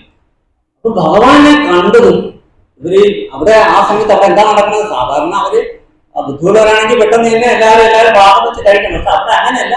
അവിടെ തങ്ങൾക്ക് തന്നെ ഓരോരുത്തർക്കും അത് അമൃത് അങ്ങനെ കൊണ്ടുപോകണമെന്ന് പറഞ്ഞിട്ട് തമ്മിൽ അടി നടന്നുകൊണ്ടിരിക്കുന്ന സമയമാണ്. ആ സമയത്താണ് ഭഗവാൻ ചെല്ലുന്നത്. ഈ മനോഹരമായ ഒരു സ്ത്രീയെ കണ്ടിട്ട് ഇങ്ങനെയും സ്ത്രീകൾ ഭൂമിയിലുണ്ടോ എന്ന് വിചാരിച്ച് ഇവർ ഈ അമൃതന്റെ കാര്യം തന്നെ മറന്നിട്ട് വാൾ പൊളിച്ച് ഇങ്ങനെ ഭഗവാനെ നോക്കി നിൽക്കും. അപ്പോഴേക്കും ഭഗവാൻ പറഞ്ഞു നിങ്ങൾ എല്ലാവരും കൂടെ ഇങ്ങനെ നോക്കിയേ, എനിക്ക് വല്ലാത്ത നാണം വരുന്നു, നിങ്ങൾ എന്തിനാ ഇങ്ങനെ? അപ്പോ കുഴപ്പമില്ല, എനിക്ക് നിന്നെ കല്യാണം കഴിക്കണമെന്ന് ഓരോരോ അസുരന്മാരും ഭഗവാനെ നോക്കി പറയും. അപ്പൊ ഭഗവാൻ പറയും നിങ്ങൾ എല്ലാവരും കൂടെ ഇങ്ങനെ പറഞ്ഞ് ഞാൻ എങ്ങനെയാണ് സ്ത്രീ ഒരു പത്നിയാവുന്നത്? എനിക്ക് ഒരാളെയല്ലേ കല്യാണം കഴിക്കണം, ഞാനൊരു ഉപായം ചെയ്യാം. ഞാൻ ഈ അമൃത് നിങ്ങൾക്ക് വിളമ്പിത്തരാം, എന്നിട്ട് അവസാനം ഞാൻ നിങ്ങളിൽ ഒരാളെ കല്യാണം കഴിക്കാം. പക്ഷേ അന്നൊരു എഗ്രിമെന്റ് ഉണ്ട്, വേറെ ഒന്നുമില്ല. നിങ്ങളിങ്ങനെ ഈ വല്ലാത്ത നോട്ടം എനിക്ക് സഹിക്കാൻ പറ്റുന്നില്ല, അതുകൊണ്ട് നിങ്ങളെല്ലാവരും കണ്ണടച്ചിരിക്കണം. നിങ്ങൾ കണ്ണടച്ചിരിക്കുമ്പോഴേക്കും നിങ്ങളുടെ കൈകളിൽ ഞാൻ അമൃത് വിളമ്പും. ആ സമയത്ത് അവസാനം കണ്ണ് തുറക്കുന്നവന് എന്നെ സ്വന്തമാക്കുകയും ചെയ്യാം. എന്നിട്ട് പറയുമോ അതിനെന്താ നീ ധൈര്യമായിട്ട് വിളമ്പിക്കോ, എനിക്ക് നീ വിളമ്പുന്നതാണ് ഞങ്ങൾക്ക് വളരെ സന്തോഷം. രണ്ട് കാര്യവും നടക്കും, നിങ്ങൾ സന്തോഷമായിട്ട് വരിവരിയായിട്ടിരിക്കാന്ന് പറഞ്ഞ് എല്ലാവരും വരിവരിയായിട്ട് നിരന്നിരിക്കും. ഭഗവാൻ പറയും ശരി നിങ്ങൾ കണ്ണടച്ചിരുന്നോളൂ എന്ന് പറഞ്ഞ സമയത്ത് ഇവർ കണ്ണടച്ചത് ഭഗവാൻ വാർത്തതുമായിട്ട് നേരെ ദേവന്മാരുടെ അടുത്തേക്ക് പോയി അവർക്കെല്ലാം വിളമ്പും. ഇതിനിടയ്ക്ക് രാഹു എന്ന് പറയുന്ന ഒരു അസുരന് ഇതിലെന്തോ ഒരു ചതി ഇല്ലേ ഒരു സംശയം തോന്നുകയും അദ്ദേഹം നേരെ ദേവന്മാരുടെ രൂപം ധരിച്ച് ദേവന്മാരുടെ കൂടെ ചെന്നിരുന്നു. അപ്പൊ അവിടെ ഭഗവാൻ തന്നെ ഇവർക്കെല്ലാം വിളമ്പിക്കൊണ്ടിരിക്കുന്ന സമയത്ത് രാഹുവിനും കൊടുത്തു. രാഹു ഇത് കഴിച്ചു. കടയിൽ കഴുത്തോടെ എത്തിയപ്പോഴേക്കും സൂര്യചന്ദ്രന്മാരെ വിളിച്ചു പറഞ്ഞു അയ്യോ കൊടുക്കരുത്, അത് അസുരനാണ് എന്ന് പറഞ്ഞപ്പോഴേക്കും ഭഗവാന്റെ കയ്യിൽ നിന്നും ഓട്ടോമാറ്റിക്കലി എന്ത് വന്നു, സുദർശന ചക്രം വരികയും ഈ കഴുത്തറ്റ് ജഡം ഭൂമിയിൽ വീണു, തല ആകാശത്തേക്ക് അട്ടഹസിച്ചു കൊണ്ടുവന്നു, ഉയർന്നു പൊങ്ങി. അതാണ് രാഹുവും കേതു. അങ്ങനെ ഈ രാഹു കേതു ഇങ്ങനെ ഉണ്ടായിട്ടുണ്ട് അങ്ങനെ പുരാണത്തിൽ അങ്ങനെ പറയുന്നു. അത് കഴിഞ്ഞ് ഇവരെന്ത് ചെയ്യും, ഇവിടുത്തെ ദേവന്മാർക്കെല്ലാം ഈ അമൃത് കൊടുക്കും. ഇതിനിടയ്ക്ക് അസുരന്മാർ കണ്ണടച്ചിരിക്കുകയാണ്. കുറെ നേരം കഴിഞ്ഞിട്ട് ആരെയും കാണാനില്ല, കയ്യിൽ അമൃതം തരുന്നില്ല. അത് പതിയെ കണ്ണ് തുറന്ന് നോക്കിയപ്പോ ആണ് അവിടെ അമൃതവുമില്ല, പെണ്ണുമില്ല, ആരും ഇല്ല. അപ്പൊ മനസ്സിലായി പറ്റിച്ചിരിക്കുന്നു. അപ്പൊ ഉടനെ എണീറ്റ് അവിടെ കൂടെ ആരും ഇല്ല എന്നൊക്കെ പറഞ്ഞപ്പോ എന്ത് പറ്റി, അവർ മെറ്റിയാൽ വിചാരിച്ച് എന്നെ പറ്റിക്കാൻ വേണ്ടി ശ്രമിക്കുകയാണ്. ഞാൻ എന്തായാലും അവരെ കല്യാണം കഴിച്ചിട്ട് ഇറങ്ങുമെന്ന് പറഞ്ഞ് കണ്ണു അടച്ചുകൊണ്ട് വീണ്ടും ഇരുന്നു. പിന്നെ ഓങ്ങി ആടി ചവിട്ടാപ്പറ്റിയിലൊക്കെ അടി കൊടുത്താണ് ഉറക്കം. അടി കൊണ്ട് വീണ്ടും നോക്കിയപ്പോഴാണ് അറിയണത് ഇവിടെ ആരും ഇല്ല, അമൃതം പോയി, സ്ത്രീയും ഇല്ല. അപ്പൊ എന്ത് പറ്റി, ശരിയാണ് അങ്ങനെ വിൽക്കാൻ പറ്റില്ല, നമ്മൾ ഇത്രയും കാലം കഷ്ടപ്പെട്ടതല്ലേ, നമുക്കും കിട്ടണമല്ലോ എന്ന് പറഞ്ഞിട്ട് വലിയ യുദ്ധം ചെയ്യാന്ന് പറഞ്ഞ് അസുരന്മാരെല്ലാവരും കൂടെ യുദ്ധത്തിന് പോകും. അങ്ങനെ 12 വർഷം യുദ്ധം നടക്കും. ആ 12 ദിവസമാണ്, പക്ഷെ ഭൂമിയിലെ 12 വർഷങ്ങളായിട്ട് മാറും. 12 ദിവസമാണ് ഇങ്ങനെ യുദ്ധം ചെയ്ത്. ആ യുദ്ധ സമയത്ത് ഈ അമൃത് നമ്മുടെ ഗരുഡന്റെ കയ്യിലാണ് ഏൽപ്പിച്ചിരുന്നത്. ഗരുഡൻ ഈ അമൃതമായിട്ട് ആകാശത്തിൽ ഇങ്ങനെ പറന്നു നടന്നു. അങ്ങനെ 12 ദിവസം പറന്നു നടക്കുന്ന സമയത്ത് തന്റെ കൈ കഴിക്കുകയും ഭൂമിയില് പ്രധാന 4 തീർത്ഥങ്ങളിൽ ആ അമൃത കുംഭം കൊണ്ട് വച്ച് വിശ്രമിക്കും. ആര്? ഗരുഡൻ. അങ്ങനെ വിശ്രമിക്കുന്ന സമയത്ത് ഈ അമൃത കുംഭത്തിന്റെ സൈഡിൽ നിന്നും വീണ അമൃത തുള്ളികൾ ഈ സമയത്ത് അവിടെയെല്ലാം വീണു. അങ്ങനെ ആ സമയത്ത് ഈ രാശികൾ, ഈ സൂര്യൻ, ചന്ദ്രൻ, ഈ പറയുന്ന ദേവഗുരു, ഇവര് 3 പേരും ഒരു പ്രത്യേക രാശിയിലേക്ക് പ്രവേശിക്കുന്ന സമയത്ത് ഇവിടെയൊക്കെ അമൃതത്തിന്റെ സാന്നിധ്യം ഉണ്ടാകും. അവിടെ കുളിച്ചാൽ നിങ്ങൾക്ക് അമരത്വം അല്ലെങ്കിൽ സ്വർഗീയ പ്രാപ്തി ലഭിക്കും. സ്വർഗീയ പ്രാപ്തി എന്ന് പറഞ്ഞാൽ ദേവലോകത്ത് നിങ്ങൾക്ക് അടിച്ചു കൊടുത്ത് ജീവിക്കും. ഈ ദേവലോകത്ത് പോകാനുള്ള വ്യത്യസ്തങ്ങളായ വഴികളുണ്ട്. അതിൽ ഒന്ന് ഭഗവത്ഗീത പറയുന്നുണ്ട്, ദേവാരാധന. ദേവന്മാരെ ആരാധിക്കുന്നവർ അവിടെ ചെല്ലും, ദേവലോകത്ത് പോകും. ദേവേന്ദ്രനെയൊക്കെ ആരാധിക്കുന്നവർക്ക് ദേവലോകത്ത് ചെല്ലാം, അതൊരു വഴി. ഇനി രണ്ട്, ഗോദാനം അടക്കമുള്ള പശുക്കളെ ദാനം ചെയ്യുന്നത് അടക്കമുള്ള ദാനധർമാദികൾ ചെയ്താൽ ഇവിടെ പോകാം, ദേവലോകത്ത് പോകാം. പിന്നെ മൂന്ന്, യുദ്ധത്തിൽ വീരസ്വർഗം. യുദ്ധത്തിൽ പേടിച്ചോടാതെ ഭയത്തിൽ നിന്ന് മരിക്കുന്നവർക്ക് ഇവിടെ പോകാം, സ്വർഗലോകത്ത് പോകാം. പിന്നെ അശ്വമേധ യാഗം പോലെയുള്ള വളരെ വിശിഷ്ടങ്ങളായിട്ടുള്ള യാഗം ചെയ്തും സ്വർഗലോകത്ത് പോകാം. അവസാനത്തെ വഴിയാണ് ഈ പറയുന്ന കുംഭമേളയിലൂടെ. ആ കുംഭമേളയിൽ പോയി തീർത്ഥസ്നാനം ചെയ്താൽ, ഈ പ്രത്യേക ദിവസങ്ങളിൽ തീർത്ഥസ്നാനം ചെയ്താൽ നിങ്ങൾക്ക് സ്വർഗലോകത്തേക്ക് പോകാനുള്ള പുണ്യമായി. അപ്പോ ഇതാണ് ഈ കുംഭമേളയുടെ ഐതിഹ്യം എന്ന് പറയുന്നത്. പിന്നെന്താണ്,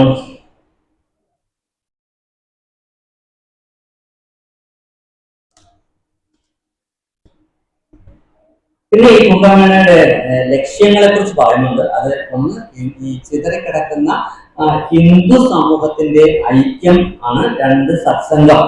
ധാരാളം ആൾക്കാർ സന്യാസിമാരുമായിട്ടും ഭക്തന്മാരുമായിട്ട് നമുക്ക് ബന്ധപ്പെടാനും അവരിൽ നിന്നൊക്കെ അറിവുകൾ നേടാനും ഒക്കെ ഉള്ള ഒരു സാധ്യത. ഇത് ധർമ്മ സംവാദങ്ങൾ, വളരെ സംവാദം, ചർച്ചകളൊക്കെ നടക്കുന്നുണ്ട്.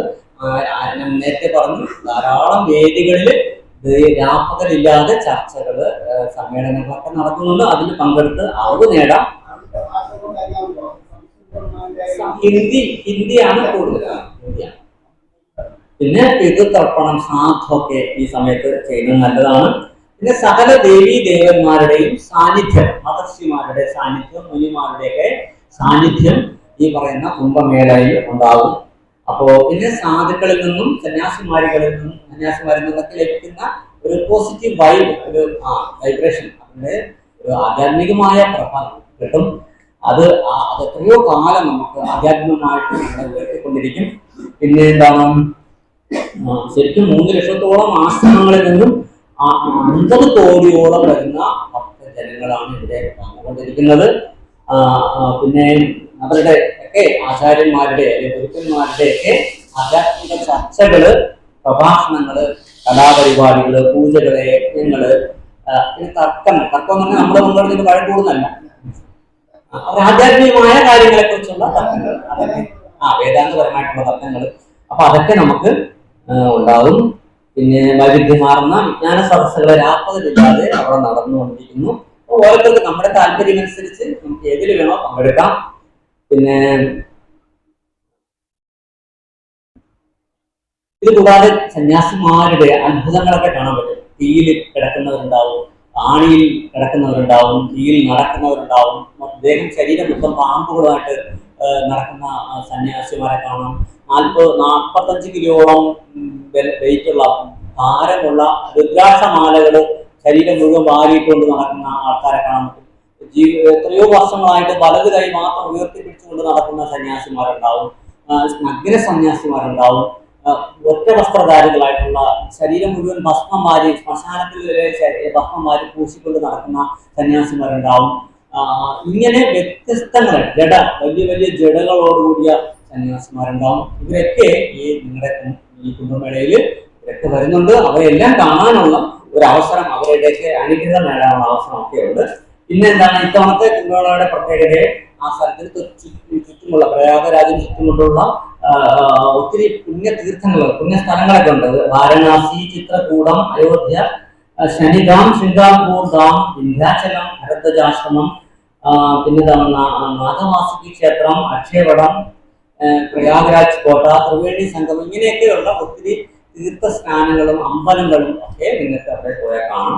പിന്നെ ഇത്തവണത്തെ കുംഭമേളയ്ക്ക് ഒരു പ്രത്യേകത ഉണ്ടെന്ന് വെച്ചാൽ, എല്ലാ വർഷവും ഈ പറയുന്ന ത്രിവേണി സംഗമത്തില് ഗൃഹസ്ഥന്മാർ പോയിട്ട് ഒരു പ്രത്യേക ഗർഭവാസം എന്ന് പറയുന്ന ഒരു ആചാരം അനുഷ്ഠിക്കാറുണ്ട്.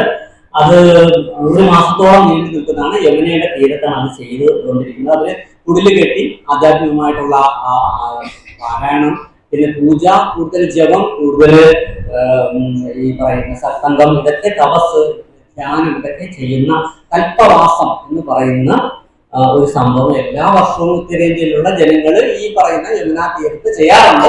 ഇത്തവണ സംബന്ധിച്ചിടത്തോളം ഈ കൽപ്പവാസത്തോടൊപ്പം തന്നെയാണ് കുംഭമേളയും നടക്കുന്നത്. അപ്പൊ 2 ഫലമാണ് ഇത്തവണ അവർക്ക് കിട്ടുന്നത്. പിന്നെ ഈ കുംഭമേള നടത്തുന്നത് പറയുന്നത് ഉത്തർപ്രദേശ് സർക്കാരും പിന്നെ അതിന് സമാന്തരമായിട്ട് സന്യാസ സമൂഹങ്ങളും കൂടി ചേർന്നാണ്.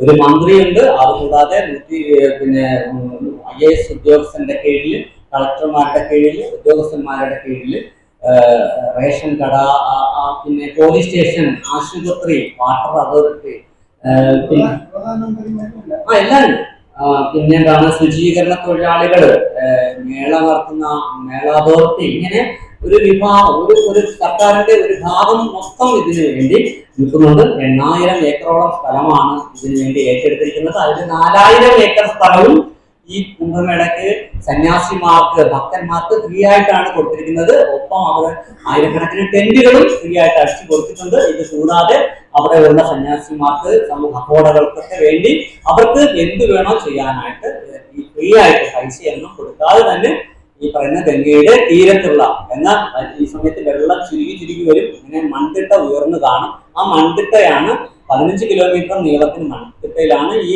കുംഭമേളയുടെ ഉത്സവങ്ങളൊക്കെ നടക്കുന്നത്. അതിൽ തന്നെ ബാക്കി സ്ഥലം 4000 ഏക്കറോളം സ്ഥലം സർക്കാർ എന്ത് ചെയ്യും, ലേലം വയ്ക്കും. നമ്മൾ ശബരിമലയ്ക്കൊക്കെ ലേലം വയ്ക്കില്ലേ, അതുപോലെ ആ 4000 ഏക്കർ സ്ഥലത്തില് പലരും അത് ഏറ്റെടുത്തിട്ട് പൈസ കൊടുത്ത് വാങ്ങിച്ചിട്ട് അവിടെ ഡോർമെട്രികളും അല്ലെങ്കിൽ 2 മുറിയും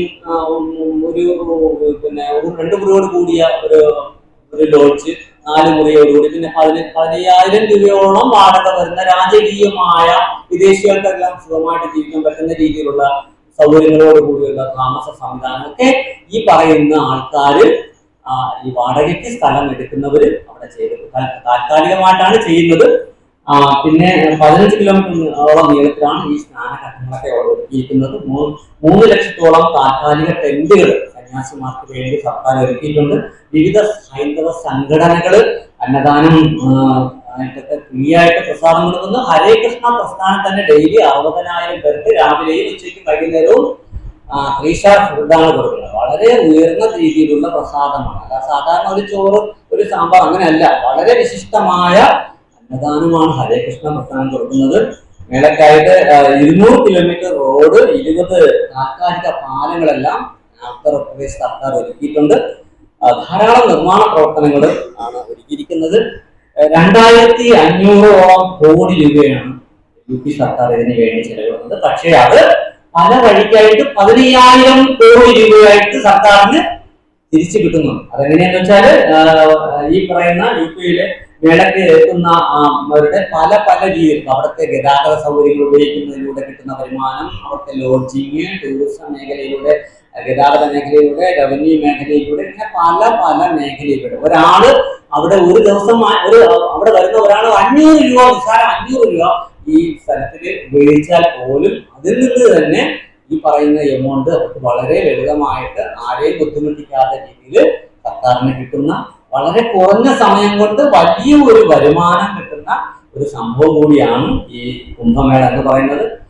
ഈ പറയുന്ന വാടക, ആദ്യം നമ്മൾ പറഞ്ഞ 4000 ഏക്കർ വാടക, ആ വാടക, പിന്നെന്താണ് ഗതാഗത മാർഗങ്ങളുള്ള വരുമാനം, പലവിധ സേവനങ്ങൾക്കുള്ള ടാക്സ്, പിന്നെ ലോഡ്ജിങ്, ടൂറിസം, റവന്യൂ, ഇങ്ങനെ പല മേഖലകളിലൂടെ ഈ വരുമാനം കിട്ടുന്നുണ്ട്. ഇനി നമുക്ക് അവിടെ അടുത്ത് അറിയിക്കുന്നത് അവിടുത്തെ ഏറ്റവും വലിയ ഹൈലൈറ്റ് എന്ന് പറയുന്ന സന്യാസി സമൂഹത്തെ കുറിച്ചാണ്. അപ്പൊ അവിടെ പ്രധാനമായിട്ടും വരുന്ന ധാരാളം 70ഓളം രീതിയിലുള്ള സന്യാസി സമൂഹങ്ങൾ ഇവിടെ വരുന്നുണ്ട്. അതിൽ ഏറ്റവും പ്രധാനപ്പെട്ട സന്യാസി സമൂഹങ്ങൾ എന്ന് പറയുന്നത് അഖാഡ അല്ലെങ്കിൽ നാഗസന്യാസികളാണ്. അവരും പിന്നെ അഘോരികൾ, ഇത് രണ്ടാണ് ഏറ്റവും കൂടുതൽ ആയിട്ട് അവിടെ വരുന്നത്. അതിന്റെ അഖാഡകൾ എന്ന് പറയുന്നത് ശരിക്കും പറഞ്ഞാൽ ആധ്യാത്മിക ശക്തികള് നേടാൻ വേണ്ടി മാത്രം ജീവിതം ഒഴിഞ്ഞു വെച്ച സന്യാസി സമൂഹമാണ്. അവരാണ് കുംഭമേളയുടെ ഏറ്റവും വലിയ ഹൈലൈറ്റ് എന്ന് പറയുന്നത്. അവിടെ ശരിക്കും പറഞ്ഞ സന്യാസിമാരിലെ പോരാളികൾ എന്ന് അവരെ ബോധ്യപ്പെടുന്നു. കാരണം എന്താണെന്ന് വെച്ചാൽ അവര് ശരിക്കും സാധുക്കളാണ്, വളരെ നിഷ്കളങ്കരാണ്, ആരെയും ഉപദ്രവിക്കാനോ ആരുടെ കാര്യത്തിലും ഇടപെടാനോ പോകാറില്ല. മറിച്ച് നിങ്ങൾ അവരെ പരിഹസിക്കുകയോ അവരെ കളിയാക്കുകയോ അവരെ എതിർക്കുകയോ ചെയ്താൽ അവര് പെട്ടെന്ന് വയലന്റ് ആവും. പിടിച്ചാൽ കിട്ടില്ല, നീതി നിയമം ഒന്നും അവർക്ക് ബാധകവുമല്ല, അവരെ ആരും ഒന്നും ചെയ്യത്തില്ല. അങ്ങനെ ഒരു സമൂഹമാണ് ഈ പറയുന്ന സന്യാസി സമൂഹം. അഘോടകൾ എന്ന് പറയും, അല്ലെങ്കിൽ നാഗസന്യാസിമാർ എന്ന് പറയും. അവർ ഒറ്റ വസ്ത്രം ധരിക്കുന്ന നാഗസന്യാസിമാരുണ്ട്, ദിഗംബരരായിട്ടുള്ള നാഗസന്യാസിമാരും ഉണ്ട്. അപ്പോ ഈ പറയുന്ന കുംഭമേള സ്നാനത്തെ വളരെ ചിട്ടയോടുകൂടി നയിക്കുന്ന ഒരു വിഭാഗം സന്യാസിമാരാണ് ഈ പറയുന്ന അഘോടകൾ. ഒരു ക്ഷത്രിയ ബ്രാഹ്മണ കുടുംബങ്ങളിൽ നിന്നാണ് ഈ അഘോടകൾ ഉണ്ടാകുന്നത്. ചെറുപ്പത്തില് കൊച്ചുകുട്ടി ആയിരിക്കുന്ന സമയത്ത് ഇവരെ അഘോടയാക്കി ഈ നാഗസന്യാസിമാരാക്കുന്ന ഒരു പതിവ് ഉത്തരേന്ത്യയിലുണ്ട്. അവരിങ്ങനെ കൊച്ചിലേക്കുണ്ട് ഈ പറയുന്ന സനാതന ധർമ്മ സംരക്ഷണത്തിനായിട്ട് ഇവരെ കൊച്ചുകുട്ടി ആയിരിക്കുമ്പോഴേ ഈ അഘോട എന്ന് പറയുന്ന അല്ലെങ്കിൽ നാഗസന്യാസി വിഭാഗത്തിലേക്ക് കൊണ്ട് ചേർക്കുകയാണ് ചെയ്യുന്നത്. പട്ടാളത്തിലെ ഗൂർഖ റെജിമെന്റ് പോലെ ഉള്ള ഒരു ഒന്നിനെയും ഭയക്കാത്ത ഒരു വിഭാഗം സന്യാസിമാരാണിവര്. പിന്നെന്താണ്, ഇവരുടെ ദീക്ഷാ ചടങ്ങെല്ലാം നടക്കുന്നതും ഇതുപോലെയുള്ള കുംഭമേളകളിലാണ്. അവര് ദീക്ഷയ്ക്ക് പോകുന്ന സമയം ശരീരത്തിലെ ഓരോ രോഗങ്ങളും അവര് എടുത്ത് കളഞ്ഞിട്ട് സ്വയം പിണ്ടം ചെയ്യും. താൻ പിന്നി പഴയ ഞാൻ മരിച്ചു, പുതിയ നാളെ മുതൽ പുതിയ ആളായിട്ട് മാറുകയാണ് അവര്. പിന്നെന്താണ്, ഗുരുവിൽ നിന്നും രഹസ്യമായി മന്ത്രം സ്വീകരിച്ച് പുതിയ പേരും സ്വീകരിച്ച് അവര് ആശ്രമത്തിലേക്ക് പോകും. അത് കഴിഞ്ഞിട്ട് അവിടെ നിന്ന് അവര് ഹിമാലയ സാനുക്കളിലേക്ക് പോകും. -डिग्री തണുപ്പിലൊക്കെ അവര് ഇരുന്ന് കൊടും തപസ് അനുഷ്ഠിക്കും. ഒപ്പം ആ തപസ് കഴിഞ്ഞതിന് ശേഷം നമുക്ക് ഒരു വാൾപ്പയറ്റ്, കുന്തപ്പയറ്റ് ഇങ്ങനെയുള്ള സായുധ കലകളും അവർ അഭ്യസിക്കാറുണ്ട്. പക്ഷെ ആരെയും അവർ അങ്ങോട്ട് പോയി ആക്രമിക്കാറേ ഇല്ല. ശങ്കരാചാര്യരുടെ കാലത്താണ് ഇത്രയും അഖാഡ പാരമ്പര്യം ഇത്രയും ശക്തിമത്തായിട്ടുള്ളത്. അപ്പോ വൈദേശികമായിട്ടുള്ള ആക്രമണകാരികളിൽ നിന്നും, പ്രത്യേകിച്ച് മുഗളന്മാരിൽ നിന്നും, നമുക്കറിയാം മുഗൾ ഭരണകൂടങ്ങൾ നമ്മളോട് ചെയ്ത് കൂട്ടിയ ക്രൂരതകൾ. 10,000-കണക്കിന് ക്ഷേത്രങ്ങളാണ് അവർ അടിച്ച് തകർത്ത് തരിപ്പണമാക്കിയത്. അതിൽ തന്നെ എത്രയോ ക്ഷേത്രങ്ങളുടെ മീതെയാണ് അവരുടെ പള്ളി പണിഞ്ഞു കൂട്ടിയത്. അയോധ്യ നമുക്കറിയാം, അയോധ്യ ഇപ്പോഴാണ് രാമക്ഷേത്രമായത്. അതിന് മുമ്പ് പള്ളിയായിരുന്നു, അതിനു മുമ്പ് ശ്രീരാമന്റെ ക്ഷേത്രവുമായിരുന്നു. അതുപോലെ മധുരയിൽ നിങ്ങൾ പോയാൽ അറിയാം, ഒരേ മതിലിന്റെ അപ്പുറം പള്ളി, ഇപ്പുറം ക്ഷേത്രം. അത് ക്ഷേത്രമാണെന്ന് ആർക്ക് പോയാലും മനസ്സിലാവും. ഇതുപോലെ 10,000-കണക്കിന് ക്ഷേത്രങ്ങൾ ഉത്തർപ്രദേശില്, ലോകത്തെ ഈ ഭാരതത്തിൽ ഒടുനീളം ഇവര് തകർത്തിട്ടുണ്ട്. കോടിക്കണക്കിന് ആൾക്കാരെ കൊന്നൊടുക്കിയിട്ടുണ്ട്. ധാരാളം പേര് മതപരിവർത്തനം ചെയ്തിട്ടുണ്ട്. അപ്പൊ ആ സമയത്ത് സന്യാസി സമൂഹത്തിന് വേണ്ടിയും ഭക്തർക്ക് വേണ്ടിയും ഇവര് സ്വയം നിവർത്തികെട്ട് സതികെട്ട് ഒരു സന്യാസികൾ തന്നെ ആയുധം എടുത്തിറങ്ങിയവരാണ് ഈ പറയുന്ന നാഗസന്യാസിമാർ. അതുകൊണ്ട് തന്നെ നമുക്ക് അവരെ എതിർക്കാനോ അവരെ കുറ്റം പറയാനോ പറ്റില്ല. അവര് സമൂഹത്തിന് വേണ്ടി, ഈ സനാതന ധർമ്മത്തിന് വേണ്ടി ജീവിതം ഒഴിഞ്ഞു വെച്ചവരാണ്. 1666 കുംഭമേള സമയത്ത് ഔറംഗസേബിന്റെ പടയാളികൾ വന്ന് കുംഭമേള തകർക്കാൻ ശ്രമിച്ചു. അന്ന് വളരെ ശക്തിയുക്തം ഇതിനെ എതിർത്ത് പോരാടി ആയിരക്കണക്കിന് മഹോടകൾ ചത്തു വീണിട്ടുണ്ടെന്ന്. അതുകൂടാതെ 1748 അഹമ്മദ് ഷാ എന്ന് പറയുന്ന ആ ആക്രമണകാരിയുടെ ആക്രമണത്തിൽ നിന്നും ഹിന്ദു സമൂഹത്തെ രക്ഷിച്ചതും ഈ പറയുന്ന അഖാഡകളാണ്. 1757 മധുരയെ ആക്രമിക്കാൻ വന്നവരെ തകർത്തൊടിച്ചതും ഈ പറയുന്ന അഖാഡകളാണ്. അപ്പോ മുഗളന്മാരുടെ ക്ഷേത്ര ദംശനവും ആൾക്കാരെ, പാവങ്ങളെ, സന്യാസികളെ, സാധുക്കളെ, ഭക്തന്മാരെയൊക്കെ ഉപദ്രവിക്കുന്നതും കൊല്ലുന്നതും കണ്ട് സഹികെട്ട് അവര് ആയുധം കയ്യിലേന്തിയവരാണ്. അവരോട് നമുക്ക് തീർത്താ തീരാത്ത കടപ്പാടുണ്ട്. നമുക്ക് ഒരിക്കലും അവരെ കുറ്റം പറയാൻ പറ്റില്ല. കാരണം നിവൃത്തികേട് കൊണ്ട് സന്യാസത്തിൽ നിന്നതോടുകൂടി ആയുധം എടുക്കേണ്ടി വന്ന ഒരു വിഭാഗമാണ്. പിന്നെന്താണ്, ഇവര് കുംഭമേള ഇല്ലാത്ത സമയത്ത് മലകളില് മഞ്ഞിൽ തപസ്സായിരിക്കും. ശരീരത്തിന്റെ നശ്വരതയും ലൗകികരുടെ വ്യർത്ഥതയൊക്കെ അവർ നല്ലവണ്ണം അറിയാം. അതുകൊണ്ടാണ് ശാരീരിക ബോധം അവർക്കില്ലാത്തത്. അവർക്ക് എല്ലാം അവരുടെ കയ്യിനെയും പോലെ കാലിനെ പോലെ തന്നെയാണ് അവരുടെ ലൈംഗികപരമായ ഇന്ദ്രിയങ്ങൾ. അവർക്ക് ഒന്നിനോടും ഒരു രീതിയിലുള്ള താല്പര്യമോ ആഗ്രഹങ്ങളോ ഒന്നുമില്ല. ജീവിതം എന്താണ് എന്ന് പൂർണ്ണമായിട്ട് മനസ്സിലാക്കിയവരാണ് ഈ പറയുന്ന നാഗസന്യാസിമാര്. അവരുടെ തലമുടി ജടകളാൽ ചുറ്റപ്പെട്ട് ശരീരം മുഴുവൻ ഭസ്മത്താൽ വാരി നിറക്കപ്പെട്ട് അവർ ജീവിക്കുന്നു. ഹരിദ്വാര്, കാശി, ഋഷികേശ്, ഹിമാലയ സ്ഥാനങ്ങൾ ഇവിടെയൊക്കെയാണ് അവരെ സാധാരണ സമയത്ത് കാണുന്നത്. അവരുടെ സൂര്യകിരണങ്ങൾ കൊണ്ട് തന്നെ അഗ്നികുണ്ടത്തെ ജ്വലിപ്പിക്കുന്ന പവർ അവർക്കുണ്ട്. അവർക്ക് തീപ്പെട്ടൊന്നും വേണ്ട. തീ കൂട്ടാൻ വേണ്ടി സൂര്യകിരണങ്ങളെ തന്നെ അവര് പ്രയോജനപ്പെടുത്തും. അതുപോലെ മഴ പെയ്യിക്കും, മൂടൽ മഞ്ഞ് സൃഷ്ടിക്കും. പെട്ടെന്ന് നിങ്ങളുടെ മുമ്പിൽ പ്രത്യക്ഷരാകും, പെട്ടെന്ന് അപ്രത്യക്ഷരാകും. ധാരാളം അത്ഭുത കൃത്യങ്ങൾ അന്തരീക്ഷത്തിൽ നിന്നും പല സാധനങ്ങളും അവർക്ക് നേടാനും അത് തന്നെ യോഗ അർത്ഥസിദ്ധികളിൽ പെട്ട യോഗസിദ്ധിയൊക്കെ അവർക്കുണ്ട്. അതുകൊണ്ട് തന്നെ അവർക്ക് ഒന്നിനോടും താല്പര്യമേ ഇല്ല. അവർ ഒരിടത്തും കുറച്ച് സമയത്തിൽ കൂടുതൽ നിൽക്കത്തുമില്ല. കാരണം എന്താണ്? അവർ നിന്നു കഴിഞ്ഞാൽ അവരെ പിടിച്ച് ദൈവങ്ങളാക്കും മറ്റുള്ള മനുഷ്യർ. കാരണം നമുക്കിതൊക്കെ ഭയങ്കര അതിശയമാണ്. നമ്മളെ കൊണ്ട് സാധിക്കാൻ പറ്റാത്ത ഒരു കാര്യം. അപ്പൊ നമ്മൾക്ക് പൊതുവിൽ മനുഷ്യന്റെ ഒരു പ്രത്യേകത എന്ന് പറഞ്ഞാൽ നമ്മളെ കൊണ്ട് പറ്റാത്ത ഒരു കാര്യം മറ്റൊരാൾ ചെയ്താൽ അയാളെ പിടിച്ച് ദൈവമാക്കുന്ന ഒരു കുഴപ്പമുണ്ട്. അത് അവർക്ക് അറിയാവുന്നത് കൊണ്ട് തന്നെ അവരൊരു പരിധി കൂടുതൽ ഒരു സ്ഥലത്ത് നിൽക്കത്തില്ല. പിന്നെന്താണ്? ഇതുപോലെ തന്നെ സ്ത്രീകളായിട്ടുള്ള നാഗസന്യാസിമാരുമുണ്ട്. പൊതുവിൽ പുരുഷന്മാരാണ് കൂടുതൽ, പക്ഷെ സ്ത്രീകളായിട്ടുള്ളവരും നാഗസന്യാസിമാരിലുണ്ട്. അവർ നെറ്റിയിൽ കുങ്കുമൊക്കെ ധരിച്ച് ഒറ്റ കാവ്യ വസ്ത്രം ധരിച്ചാണ് അവർ നടക്കുന്നത്. ശരീരത്തിൽ തലയിൽ ജടയും ശരീരത്തിൽ വസ്ത്രമൊക്കെ ധരിച്ചിട്ടുണ്ടാവും. 6 മുതൽ 12 വർഷത്തോളമാണ് അവരുടെ ബ്രഹ്മചര്യം. അവരും സ്വയം പിണ്ഡം വച്ച് ആണ് ഇതിലേക്ക് വരുന്നത്. ധ്യാനം, തപസ്, അതികഠിനമായ നിഷ്ഠകളിലൂടെയൊക്കെ മനസ്സിനെ നിയന്ത്രിച്ച് ജീവിതം മഹാദേവന്റെ മുന്നിൽ സമർപ്പിച്ചാണ് അവർ കഴിയുന്നത്. മലകളിൽ ഗുഹകളിലൊക്കെ ഒറ്റയ്ക്കാണ് താമസിക്കുന്നത്. ഇലകളും കിഴങ്ങുകളും കാട്ടുകിഴങ്ങുകളൊക്കെയാണ് അവരുടെ ആഹാരം. പിന്നെ ഇത് കൂടാതെയാണ് അഘോരികൾ എന്ന് പറയുന്നത് മറ്റൊരു കൂട്ടരുണ്ട്. അവര് ശിവന്റെ അഘോര രൂപം, ശിവന് സതുജാതം, വിശ്വാസ്യം, വാമദൈവം, അഘോരം, തത്പുരുഷം, ഇങ്ങനെ 5 മൃഗങ്ങളുണ്ട്. അതില് അഘോരം എന്ന് പറഞ്ഞ രൂപത്തിനെ ആരാധിക്കുന്നവരാണ്. അത് പൊതു സാമാന്യ ജനത്തിന് അത്ര ദഹിക്കാത്ത ഒരു ആചാരങ്ങളാണ്. അവരെ ശ്മശാനത്തിലാണ് കൂടുതൽ. ശ്മശാനങ്ങള് ശവങ്ങളുമായിട്ടൊക്കെ ബന്ധമുള്ളവരാണ്. ചില സമയങ്ങളിൽ അവര് മനുഷ്യമാംസം വരെ കഴിക്കുന്നു എന്ന് പറയാറുണ്ട്.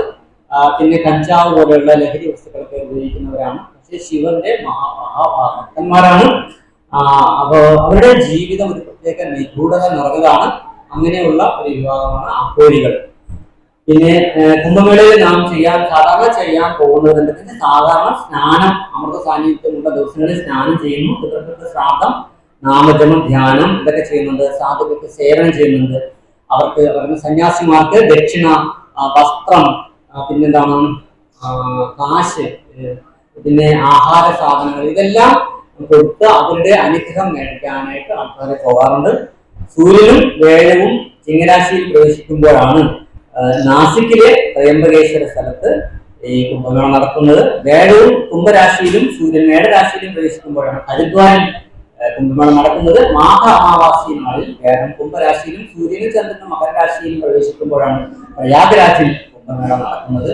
വേഴം കുംഭരാശിയിൽ പ്രവേശിക്കുമ്പോൾ ഉജ്ജയിനിലാണ് ഈ പറയുന്ന കുംഭമേള നടക്കുന്നു. ചന്ദ്രൻ, സൂര്യൻ, വേഴം ഇവരും അമൃത കുംഭ സംരക്ഷകരായിട്ടാണ് പുരാണം പറയുന്നത്. ഇനി നമുക്ക് അവസാനം വൈഷ്ണവർക്ക് നമുക്ക് എന്താണ് കുംഭമേളയിൽ, നമുക്ക് കുംഭമേള ആവശ്യമാണോ ഇല്ലയോ എന്നുള്ളതാണ് അടുത്ത ചോദ്യം. വൈഷ്ണവർക്ക് കുംഭമേള വലിയൊരു പ്രാധാന്യമുള്ള വിഷയമേ അല്ല. കാരണം നമ്മള് മഹാപ്രഭുവിലും മഹാമന്ത്രത്തിലും പ്രാധാന്യം കൊടുത്ത് ജീവിക്കുന്നവരാണ്. അപ്പോൾ വൈഷ്ണവർക്ക് കുംഭമേള അത്ര പ്രധാനപ്പെട്ട ഒരു ചടങ്ങല്ല. പക്ഷെ നിങ്ങൾക്ക് കുംഭമേളയ്ക്ക് പോകാം. എന്തിനാണ്? അവിടെ പുണ്യതീർത്ഥങ്ങളാണ്. പുണ്യതീർത്ഥത്തിൽ സ്നാനം ചെയ്യുന്നത് ഭക്തിക്ക് വളരെ സഹായിക്കും. സന്യാസ സമൂഹത്തിൽ നിന്നും അനുഗ്രഹം നേടുന്നത് ഭക്തിക്ക് സഹായിക്കും. അന്നദാനം പോലെയുള്ള ചടങ്ങുകൾ നടത്തുന്നത് ഭക്തിക്ക് സഹായിക്കും. അവിടെ കാണുന്ന ആൾക്കാർക്ക് നമുക്ക് ഈ പറയുന്ന കൃഷ്ണാവബോധം റീച്ച് ചെയ്യാം, നമുക്ക് പ്രചരിപ്പിക്കാൻ സഹായിക്കും. ഇങ്ങനെയൊക്കെ അതിനെ പ്രയോജനപ്പെടുത്താം. അല്ലാതെ നമ്മൾ അവിടെ പോയിട്ട് ആ അമൃത സാന്നിധ്യം നേടി നമുക്ക് സ്വർഗത്ത് പോകാൻ താല്പര്യം ഇല്ല. എന്തുകൊണ്ടാണ്? കാരണം സ്വർഗം എന്ന് പറയുന്നത് നമ്മളെ സംബന്ധിച്ചിടത്തോളം, ഭക്തരെ സംബന്ധിച്ചിടത്തോളം വളരെ ചെറിയ ഒരു കാര്യമാണ്. നമ്മളിപ്പോ അമേരിക്കയില്, ഓസ്ട്രേലിയയില്, സ്വിറ്റ്സർലൻഡില് അവിടെയൊക്കെ പോയാൽ ഭൗതികമായിട്ട് നമ്മുടെ ഭാരതത്തിനെക്കാട്ടും കൂടുതൽ സുഖസൗകര്യങ്ങളുണ്ട്. അതുപോലെ തന്നെ ഇതിനേക്കാൾ എത്രയോ ഇരട്ടിൽ ഭൗതിക സൗകര്യങ്ങൾ, സുഖ സൗകര്യങ്ങൾ ഉള്ള സ്ഥലമാണ് സ്വർഗീയ ലോകം. പക്ഷെ അവിടെ എന്താണ്? വേദം മുക്ത സ്വർഗ്ഗലോകം വിശാലം ശീലേ പുണ്യം മർത്യലോകം വിശന്തി. ഭഗവത്ഗീത പറയുന്നുണ്ട്, നമ്മള് പുണ്യകർമ്മങ്ങൾ ചെയ്ത് സ്വർഗീയ ലോകത്തേക്ക് പോകും. പക്ഷെ എന്താണ് പ്രശ്നം? ശീലേ പുണ്യം മർത്യലോകം വിശന്തി. നിങ്ങളുടെ പുണ്യം ക്ഷയിക്കുമ്പോൾ നിങ്ങൾ വീണ്ടും എവിടെ വരും? മർത്യലോകം. മർത്യലോകം എന്ന് പറയുന്നത് ഭൂമിയാണ്. മൊത്തം 14 ലോകങ്ങളാണ് ഉള്ളത്. അപ്പൊ അതില് ഭൂമി ഏകദേശം സെൻട്രലായിട്ട് നിൽക്കുന്നുണ്ട്. ശരിക്കും സത്യലോകം, അത് കഴിഞ്ഞിട്ട് അഹോലോകം, ജനലോകം, മഹർലോകം, സ്വർലോകം, ഭൂർലോകം, അത് കഴിഞ്ഞ് ഭൂലോകം. ഭൂമിക്ക് താഴേക്ക് അതലം, വിതലം, സുതലം, കലാതലം, മഹാതലം, രസാതലം, പാതാളം. ഇങ്ങനെയാണ് ഈ 14 ലോകങ്ങൾ. അപ്പൊ ഇവിടെ നിന്ന് നമുക്ക് സ്വർഗീയ ലോകത്ത് പോയിട്ട് പിന്നെയും കുറെ ദൂരമുണ്ട്. പക്ഷെ വേണമെങ്കിൽ നമുക്ക് സ്വർഗീയ ലോകത്ത് പോയാലും ആധ്യാത്മികമായിട്ടുള്ള ബോധത്തിൽ നിന്നുകൊണ്ട് ഭക്തി പ്രാക്ടീസ് ചെയ്താൽ നിങ്ങൾക്ക് ഇവിടെ പോകാം, വൈകുണ്ഠ ലോകങ്ങളിലോ ആധ്യാത്മികങ്ങളിലോ പോകാം. പക്ഷേ അത് വളരെ ഡേഞ്ചറാണ്, വളരെ എന്താ പറയുക, ഒട്ടും നമുക്ക് സുരക്ഷിതമല്ല. കാരണം നമുക്ക് അവിടെ കിട്ടുന്നത് എന്താണ്? സുഖ സൗകര്യങ്ങളാണ്. അതെ, സുഖ സൗകര്യങ്ങൾ കിട്ടുമ്പോൾ എന്ത് പറ്റും? നമുക്ക് അതിൽ ഓരോ സുഖത്തിലും നമ്മൾ ഭ്രമിച്ചു പോകും. നമുക്ക് ഇവിടെ തന്നെ അറിയാം, നമുക്ക് ഇവിടെ കിട്ടുന്ന ക്ഷണിക സുഖങ്ങളിൽ പോലും നമ്മൾ ഭ്രമിച്ചിട്ട് ചില സമയത്ത് നമ്മളാണ് എല്ലാത്തിന്റെ ആളും, ഞാനില്ലെങ്കിൽ പിന്നെ ഇവിടെ ഒന്നും ഇല്ല എന്നുള്ള മട്ടിൽ വരെ ആൾക്കാർ ചിന്തിക്കുന്ന ഒരു കാലമാണ്. അപ്പോൾ ഇതിനേക്കാൾ 1000 മടങ്ങ് സുഖ സൗകര്യങ്ങൾ കിട്ടുമ്പോൾ എന്താ സംഭവിക്കുക? നമ്മള് സ്വയം മറക്കും.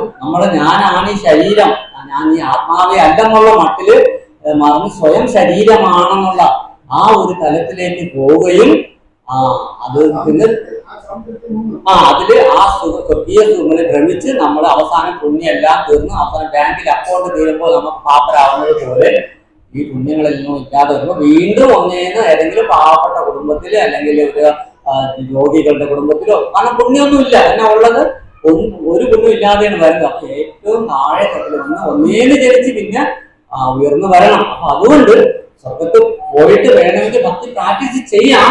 പക്ഷെ അത് ഒരു ഗ്യാരണ്ടിയും ഇല്ല അതിന്. കാരണം നമ്മുടെ ആത്മാവിന്റെ ഒരു പൊതു സ്വഭാവം എന്ന് പറഞ്ഞാൽ എന്താണ്? നമുക്ക് തെറ്റ് ചെയ്യാനുള്ള പ്രവണതയുണ്ട്.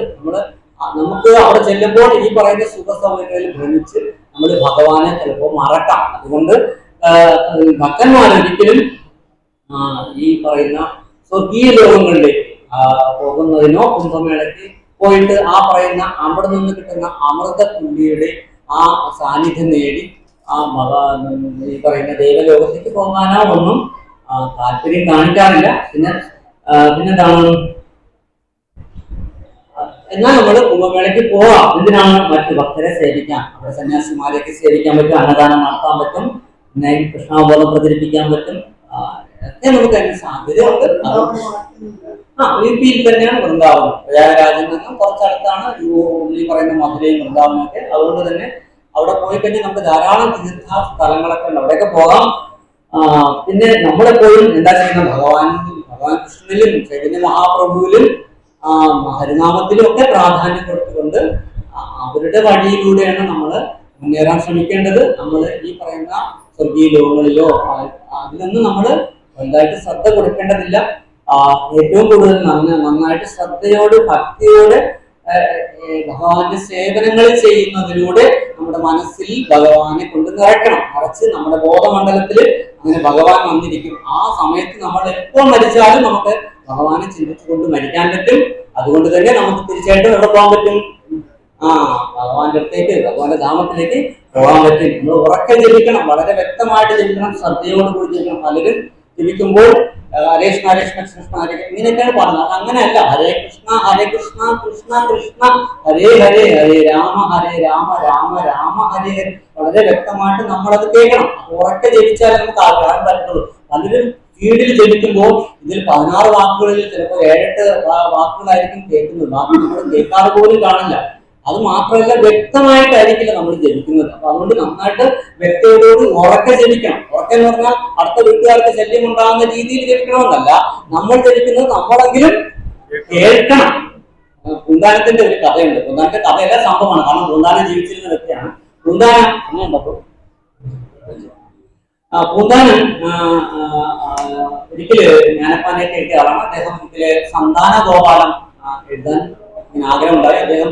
അപ്പൊ സന്താന ഗോപാലത്തില് വൈകുണ്ഠ ലോകത്തിലേക്ക് പോകുന്ന ഒരു രംഗമുണ്ട്. അപ്പൊ അദ്ദേഹം വൈകുണ്ഠത്തെ കുറിച്ച് അദ്ദേഹത്തിന് ഒരു ഐഡിയ കിട്ടിയില്ല. അതങ്ങനെ വിഷമിച്ചു, എങ്ങനെ വൈകുണ്ഠം എങ്ങനെ ആയിരിക്കും, ഇങ്ങനെ സ്വർഗ്ഗലോകത്തെ കുറിച്ച് ഏകദേശം ഐഡിയ ഉണ്ട്, പക്ഷെ വൈകുണ്ഠത്തെ കുറിച്ച് ഒരു പിടിയില്ല.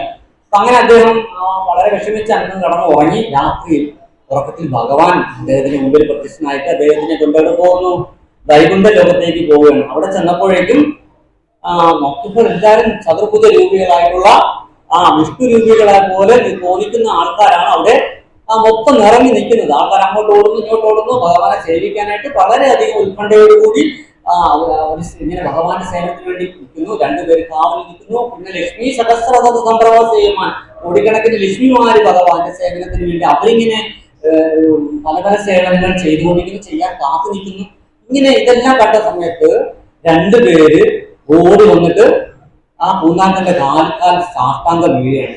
അപ്പൊ പൂന്താനം ഒരു ചാട്ടം പുറകിലായിട്ട് ചാടും. എന്താണ്, ഇത്രയും വലിയ ദേവ പദവിയിൽ നിൽക്കുന്ന ഇവര് എന്റെ കാലം വന്ന് വീഴുകയുള്ളൂ, എന്റെ ഉള്ള പുണ്യം കൂടി എന്റെ ഉള്ള സുഹൃത്തും കൂടി നഷ്ടപ്പെട്ടു പോകുമോ എന്ന് വിചാരിച്ച് പൂന്താനം പുറകോട്ട് ചാടി. എന്താ ഈ കാണിക്കുന്നത്, നിങ്ങളൊക്കെ ഇങ്ങനെ ചെയ്യാൻ പാടില്ല, ഞാൻ സാധാരണ ഒരു മനുഷ്യൻ, നിങ്ങൾ ഈ വൈകുണ്ഠ ലോകത്ത് ജീവിക്കുന്ന ആൾക്കാർ ഈ സാധുവിന്റെ കാലിൽ ഇങ്ങനെ വിടാൻ പാടുണ്ടോ എന്ന് ചോദിക്കുമ്പോ അവര് പറയും, നിങ്ങൾക്ക് ഗുരുവിന്റെ സ്ഥാനമാണ് ഉള്ളത്, നിങ്ങളുടെ ഗുരുവാണെന്ന്.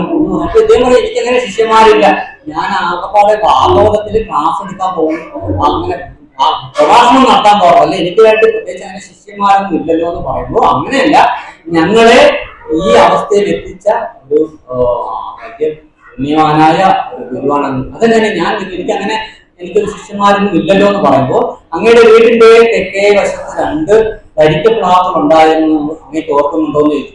ഉണ്ടായിരുന്നു, അത് കഴിഞ്ഞ മഴയത്ത് ഇടിമിന്നലേക്ക് പട്ടുപോയി. അപ്പൊ ആ പട്ട മരങ്ങള് ആണ് ഞങ്ങൾ.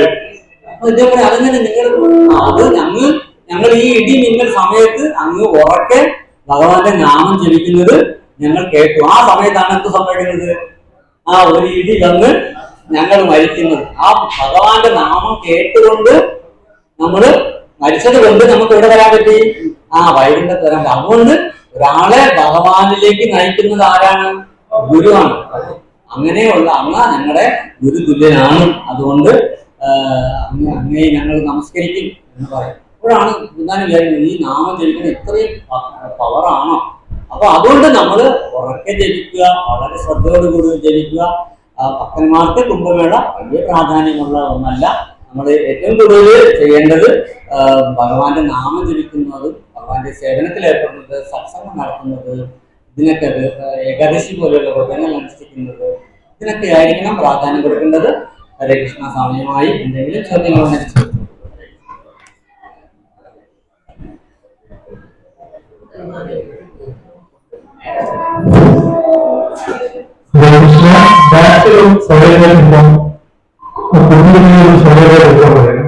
ഒന്ന് പ്രാവശ്യം വരുമ്പോൾ ശ്രദ്ധിച്ചിരുന്നു. ഹരേ കൃഷ്ണ.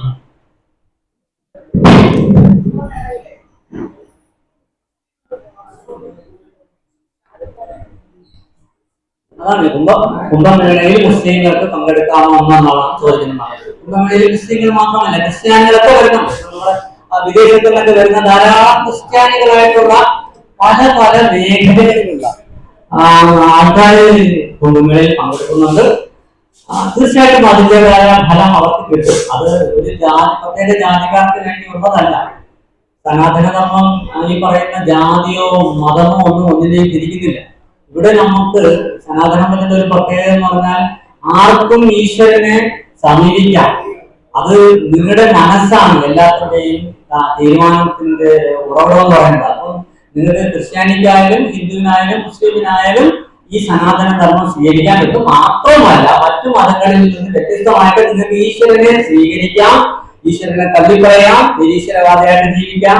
നിങ്ങൾക്ക് എന്തു വേണോ ഉള്ള സ്വാതന്ത്ര്യം സനാതന ധർമ്മം നൽകുന്നുണ്ട്. പക്ഷേ അതിന്റെ എല്ലാ ഫലം നിങ്ങൾ അനുഭവിച്ചു കൊടുക്കണം. അത് നിങ്ങൾ തന്നെയാണ് അനുഭവിക്കുന്നത്. ഇവിടെ ഒരു സ്വാതന്ത്ര്യം കൊടുത്തിരിക്കുകയാണ്. അല്ലാതെ നീ ഈ നാളെ മുതൽ ഇത് ചെയ്തേ പറ്റൂ, നാമം ജപിച്ചേ പറ്റൂ, ഇല്ലെങ്കിൽ കൊന്നുകളയാം, അല്ലെങ്കിൽ നിങ്ങള് ഇന്ന ആളിനെ ആരാധിച്ചെടുത്തു, അങ്ങനെ ഒരു സംഭവമേ സനാതന ധർമ്മത്തിലില്ല.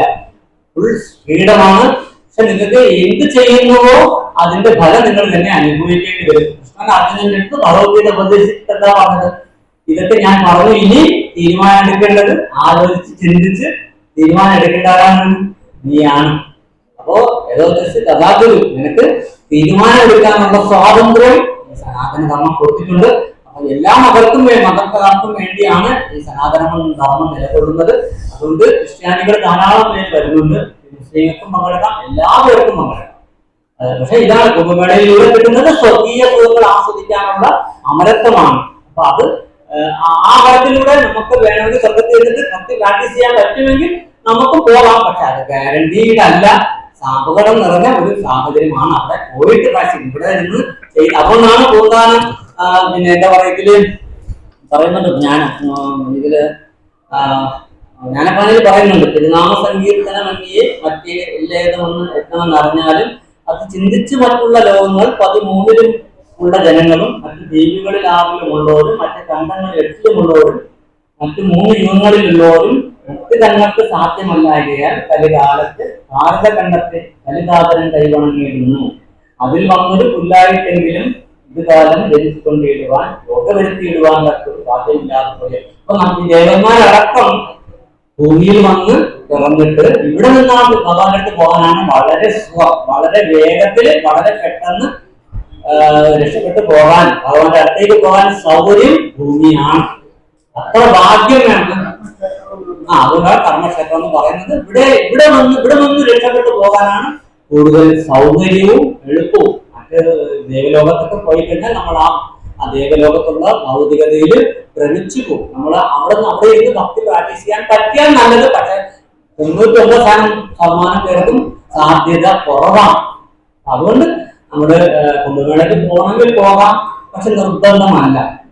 ഭക്തന്മാർക്ക് വൈഷ്ണവർക്ക് നിങ്ങൾ ഏറ്റവും കൂടുതൽ നന്നായിട്ട് നാമം ജപിക്കുക, ഏറ്റവും കൂടുതൽ നന്നായിട്ട് സേവനം ചെയ്യുക, ഏറ്റവും കൂടുതൽ നന്നായിട്ട് ഈ സത്സംഗം, ആഗമനങ്ങള്, പിന്നെന്താണ് ഈ പറയുന്ന വ്രതാനുഷ്ഠാനങ്ങൾ, ഏകാദശി പോലുള്ള വ്രതാനുഷ്ഠാനങ്ങൾ, ഇതിലൊക്കെ വേണം പ്രാധാന്യം കൊടുക്കാൻ. എന്നുള്ള കുംഭമേളയിൽ പോകുന്നത് തെറ്റൊന്നുമല്ല, ആർക്ക് വേണം പോകാം. ഹരേ കൃഷ്ണ. വേറെ എന്തെങ്കിലും സംശയങ്ങളൊക്കെ ഇല്ലാത്തത് കൊണ്ട് നമുക്ക് നിർത്താം. ഹരേ കൃഷ്ണ.